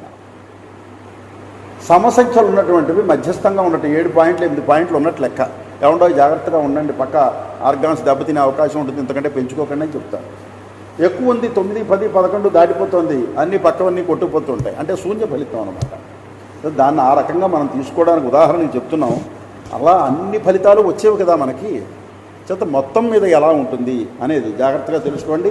అశ్విని నక్షత్ర జాతకులకి చెప్తున్నారు. మొదట 4 2 4 4 2 4 మొదటి 4 మాసాలు 4 సంఖ్య సరి సంఖ్య, 2 4 మాసాలు 2 సంఖ్య సరి సంఖ్య, 3 4 మాసాలు సరి సంఖ్య 4. అంటే మొత్తం మీద సరి సంఖ్య వచ్చింది, శూన్యం లేదు కాబట్టి పర్వాలేదు. భరణి నక్షత్ర జాతకులు 7 0 2 మీ నక్షత్రాలు చూసుకోండి. కృత్తిక నక్షత్ర జాతకులు 2 1 0. రోహిణి నక్షత్ర జాతకులు 5 2 3. మృగశిర నక్షత్ర జాతకులు 0 0 1. సరే ఒక సమయానికి వచ్చాడు బయట, రాజు వెనకూడదయ్యా, 2 నిమిషాలు ఉండి రావాల్సింది నువ్వు. ఆర్ద్ర నక్షత్ర జాతకులు 3 1 4. పునర్వసు నక్షత్ర జాతకులు 6 2 2. పుష్యమి నక్షత్రం 1 0 0. ఆశ్లేష నక్షత్రం 4, 1, 3 ఆశ్లేష నక్షత్ర జాతకులు కర్కాటక రాశి 4 సమసంఖ్య, రెండో 4 నెలలు అంటే రెండో సెట్టు బేసి సంఖ్య, మూడో సెట్టు బేసి సంఖ్య, అంటే వీళ్ళకి సంవత్సరం మొత్తం మీద చాలా బాగుందన్నమాట. మఖా నక్షత్ర జాతకులు 7, 2, 1 పుబ్బ నక్షత్ర జాతకులు 2, 0, 4 ఉత్తర 5, 1, 2 హస్త 0, 2, 0 చిత్ర 3, 0, 3 మధ్యలో 0 వచ్చినప్పటికీ కూడా 3, 3 బేసి సంఖ్య వచ్చింది కాబట్టి బాగుంది. స్వాతి 6, 1, 1 విశాఖ 1, 2, 4 అనురాధ 4, 0, 2 జ్యేష్ఠ 7, 1, 0 మూల 2, 2, 3 పూర్వాషాఢ 5, 0, 1 ఉత్తరాషాఢ 0, 1, 4 శ్రవణం 3, 2, 2 ధనిష్ఠ 6, 0, 0 శతతార 1, 1, 3 పూర్వభద్ర 4, 2, 1 ఉత్తరాభద్ర 7, 0, 4 రేవతి 2, 1, 2 ఇది కందాయ ఫలితాలు. కానీ యావరేజ్ మీద అందరికీ కూడా చాలా బాగున్నట్టు కనిపిస్తుంది. ఎక్కడో 3, 4 తప్ప వారు ఏమిటంటే కొంచెం జాగ్రత్తగా ఉండడం, వ్యవహారాల్లో ఎక్కువ దుడుకుతనంగా వెళ్ళకుండా, లోక వ్యవహారాలైతే వ్యాపార సంబంధమైన వ్యవహారాలైతే కొత్త వాటిల్లోకి వెళ్ళకుండా, ఎక్కువ పెట్టుబడులు పెట్టుకోకుండా ఉండడం, ఉద్యోగ విషయాల్లో అయితే వివాదాలు కల్పించుకోకుండా అనవసరంగా అకారణంగా ఉద్యోగాలు రిజైన్ చేసి ఇంకో కంపెనీలోకి వెళ్ళిపోదాం అని అనుకోకుండా ఉండడం, స్థిరమైన చిత్తంతో ఉండాలి. వివాహాలు జరిగినటువంటి వాళ్ళైతే ఇంట్లో గృహకృత్యాల్లో ఎక్కువ భార్యాభర్తల మధ్యలో వివాదాలు ఎక్కువ పెంచుకోకుండా ఉండాలి. పిల్లలతోటి ఎక్కువగా శత్రుత్వాలు పెంచుకోకుండా, ఎక్కువ మరి వాదం చేసుకోకుండా ఉండాలి. అప్పుడు కుటుంబ వ్యవస్థ బాగుంటుంది, భార్యాభర్తల వ్యవస్థ బాగుంటుంది, వ్యాపారస్తులకు బాగుంటుంది, ఉద్యోగస్తులకు బాగుంటుంది. అంటే ఇవన్నీ బాగున్నాయి అంటే అర్థం ఏమిటంటే బాగున్న వాళ్ళు ఏమీ చెయ్యక్కర్లేదు అని అర్థం కాదు. అన్నీ బాగున్నాయి కదా, బేసి సంఖ్య వచ్చిందండి మొత్తం అంతా కూడాను, మొత్తం 4, 3, 12 మాసాలు కూడా నాకు అద్భుతంగా ఉంటుంది అని అనుకుంటాడు. అనుకుని ఇంట్లో కూర్చుంటాడు ఖాళీగా, ఏ పని చేయకుండా. ఏం బాగుంటుంది? ఆ గ్రహాలు బాగుంటాయి, అలాగే ఉంటాయి, ఫలితం మనకి రాదు. ఆ ఫలం మనకి రావాలి అంటే మనం చేసేటువంటి పని ఏదైతే ఉందో ఆ పనిని కర్తవ్యస్య చ కర్మణః అన్నారు. కర్తవ్యతా దృష్టితోటి మనం ఆ పని చెయ్యాలి. డ్యూటీ మైండ్ అంటారు. మనకి బాగోలేదు, ఇప్పుడు చేస్తున్న దానికంటే కూడా ప్రయత్నం ఇంకా ఎక్కువగా చెయ్యాలి అని అర్థం. దైవము, దైవానుగ్రహం, పురుష ప్రయత్నం ఈ రెండూ కూడా ఉండాలి. దైవానుగ్రహం సంపాదించాలి. ఎప్పుడు వస్తుంది దైవానుగ్రహం మనకి? పురుష ప్రయత్నం బాగా ఎక్కువగా ఉన్నప్పుడు దైవానుగ్రహం వస్తుంది. అందువల్ల బాగుంది అన్నవాళ్ళు ఖాళీగా కూర్చోకూడదు, బాగోలేదు అన్నవాళ్ళు ఎలాగా బాగోలేదు కదా అని డేలా పడిపోయి కూర్చోకూడదు. ఏమో గ్రహం అనుకూలించలేదు, భగవంతుడు అనుగ్రహిస్తాడేమో. అందువల్ల మొత్తం టోటల్ మీద ఏమిటి అంటే ప్రయత్నం మానకుండా గట్టి ప్రయత్నంతో ఫలితాన్ని సాధించుకోవాలి. బద్ధకంగా కూర్చోకూడదు, అలసత్వం పనికిరాదు, పోస్ట్పోన్ మెంటాలిటీ పనికిరాదు, రేపు చేద్దాంలే అనే ఆలోచన ఉండకూడదు. ఎక్కువ అత్యాశగా వెళ్ళిపోయి ఎక్కువ డబ్బులు పెట్టేస్తే, తక్కువ డబ్బులు పెట్టేస్తే ఎక్కువ లాభాలు వచ్చేస్తాయి అనేటువంటి మాయా ప్రపంచంలోకి వెళ్ళిపోకూడదు. ఇవన్నీ తెలుసుకుంటే మనం ఉన్నదానికంటే కూడా ఉన్నత స్థితిలోకి వెళతాము. అధోగతికి వెళ్ళేటువంటి యోగం కనుక ఉన్నట్లయితే ఉన్న స్థితిలోనే మనం చక్కగా కాపాడబడతాము. అదనమాట తెలుసుకోవాల్సిన. అంచేత ఈ ఫలితాలు ఎందుకు చెప్తారు అంటే మనం ప్రయత్నం చేయడానికి. ఇందాక చెప్పుకున్నాక ఉదాహరణకి షుగర్ ఎక్కువగా ఉంది, తక్కువగా ఉంది, మధ్యస్థంగా ఉంది. ఎందుకు తెలుసుకుంటాము? తగిన జాగ్రత్తలు మనం తీసుకోవడానికి. తక్కువ ఉంది కదా అని యథేచ్ఛంగా ఉంటే పెరిగిపోతుంది, ఎక్కువ ఉంది కదా అని మామూలుగానే ఉన్నామంటే అది ఇంకా పెరిగిపోతుంది. అందువల్ల మనం తగు జాగ్రత్తలు తీసుకుని జీవితాన్ని జాగ్రత్తగా నడుపుకున్నట్టే ఇవి కూడా మనకి జ్యోతిష్శాస్త్రం మనకి సూచిస్తోంది ఏంటంటే ఈ రకంగా ఉంది కాబట్టి మీ ప్రయత్నం చక్కగా ప్రయత్నం చేయండి. జాతకాన్ని నమ్ముకుని మాత్రం ఖాళీగా కూర్చోవద్దు, అది సారాంశం. జాతకం అనేది మార్గమే తప్ప మనం తెలుసుకున్నంత మాత్రాన మార్గం మారిపోతుంది, మన ఫలితం మారిపోతుందని మాత్రం అనుకోకూడదు. మనం ప్రయాణం చేయడానికి తగినటువంటి మార్గమే జాతకం. ఆ మార్గంలో మంచి మార్గం ఉంటుంది, చెడు మార్గం ఉంటుంది. ఇది మనం చేసేది పంచాంగ శ్రవణము అంటే మనం ఏ మార్గంలో వెళ్ళాలి, మనకు శాస్త్రం ఏం చెప్తోంది అనేటువంటిది గురువుల ద్వారా, జ్యోతిష్శాస్త్రం తెలుసున్న వారి ద్వారాగా మనం తెలుసుకుని చెడు కల్పించేటువంటి మార్గంలోకి వెళ్ళకుండా మంచి ఏదైతే ఉంటుందో ఆ మార్గంలోకి వెళ్ళాలి. ఉద్వేగపూరితమైనటువంటి మాటలు, ఆలోచనలు చేయకుండా ఉండాలి. నేను చేస్తున్నాను అనే అహంకర్తృత్వ భావంతో లేకుండా ఉండాలి. భగవంతుడు ఏం చెప్తున్నాడు? కర్తృత్వాభిమానము అంటాడు. భగవద్గీతలో చెప్తాడు కర్తృత్వాభిమానం పనికిరాదు. ఇది నేను చేస్తున్నాను అని అనుకున్నామంటే మనకు అది దెబ్బ కొట్టేస్తుంది. ఫలం ఇచ్చేది మన చేతుల్లో లేదు, కాలం ఇవ్వాలి. చేత మనం చేయవలసినటువంటి పని చక్కగా శ్రద్ధగా చేయడానికి ఈ ఫలితాలు ఉన్నాయి. తర్వాత ప్రతి నెల ఫలితాలు ఉంటాయి. మాస ఫలితాలు అంటారు, వార ఫలితాలు అంటారు. ఇప్పుడు ఇంకా అవి కూడా పోయి ఇంకా కాంపాక్ట్ అయ్యి దిన ఫలితాల్లోకి వచ్చింది. అవన్నీ శాస్త్రంలో ఉండొచ్చు కానీ అంత చూసుకోవలసినంత అవసరం లేదు. పూర్తిగా జాతకం మీద డిపెండ్ అయిపోయి జీవనం చేయవలసినంత అవసరం అయితే లేదు. ఇప్పుడు సోషల్ మీడియా పెరగడం వల్ల ఏమిటంటే రోజు ఫలితాలు చెప్పడం, వారానికి ఫలితాలు చెప్పడం, ప్రతి నెల ఫలితాలు చెప్పడం, ఏ ఛానల్ ఏ రాశి వారికి తీసుకున్నా ఆ రాశి వారికి మభ్యపెట్టేటువంటి దాంట్లో రావడం, అవి చూసి దాని మీద ఆధారపడిపోయి ఏ పని చేయకుండా నాకు కలిసి వచ్చేస్తుందని ఇంట్లో కూర్చోవడం, దీనికి బలహీనత, మానసికమైనటువంటి బలహీనత అలవాటు పడిపోయారు చాలామంది చూస్తున్నాం. కాబట్టి మనం తెలుసుకోవాల్సింది ఏమిటంటే ఇది సంవత్సరం మొత్తం మీద ఈ సంవత్సరం అంతా యావరేజ్గా ఎలా ఉన్నది, బాగున్నదా బాగోలేదా, కష్టంగా ఉందా నష్టంగా ఉందా, సుఖం ఎక్కువ ఉందా కష్టం ఎక్కువ ఉందా, కష్టం ఎక్కువ ఉంటే దానికి ఏం చేయాలి. చేత ఏదైనా మనకి సత్ఫలితం వస్తుంది అంటే అప్రయత్నంగా రాదు, దుఃఖం వస్తుంది అంటే దానికి అప్రయత్నంగా రాదు. మనం చేసే తప్పుల వల్ల దుఃఖాలు అనుభవిస్తాం. ఇలా మనం తెలుసుకోవాల్సింది ఏమిటంటే సుఖాలు కానీ దుఃఖాలు కానీ మనం చేసే కర్మ వల్ల మనం వాటిని అనుభవిస్తాము. అవశ్యం అనుభోక్తవ్యం కృతం కర్మ శుభాశుభం అని కర్మ సిద్ధాంతం చెప్తోంది. శుభకర్మ పాపకర్మ ఈ రెండు మనమే చేస్తాం, మానవుడు చేస్తాడు. ఆ చేసినటువంటి కర్మ ఫలితం వాడే అనుభవించాలి, మానవుడే అనుభవించాలి.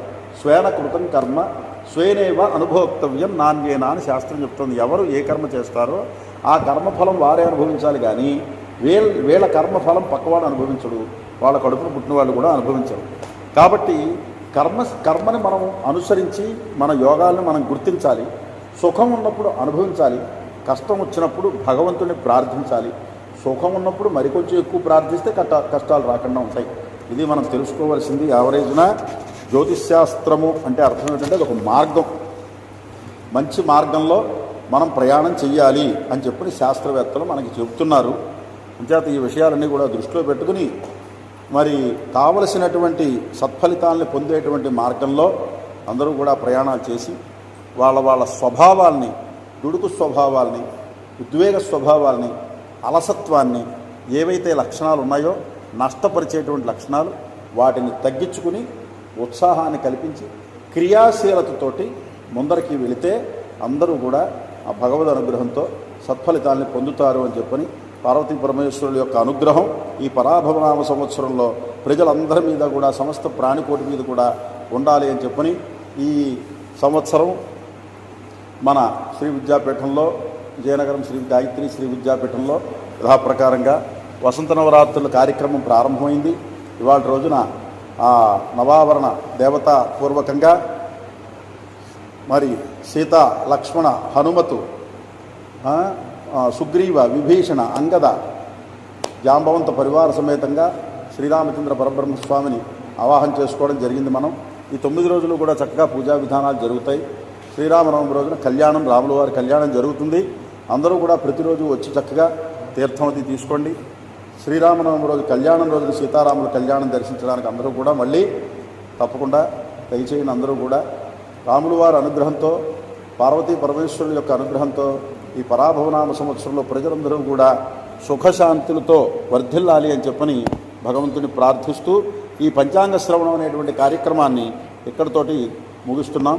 స్వస్తి స్వస్తి ప్రజాభ్య పరిపాలయంతాం న్యాయేన మార్గేణ మహీమహీషాః గోబ్రాహ్మణేభ్య శుభమస్తు నిత్యం.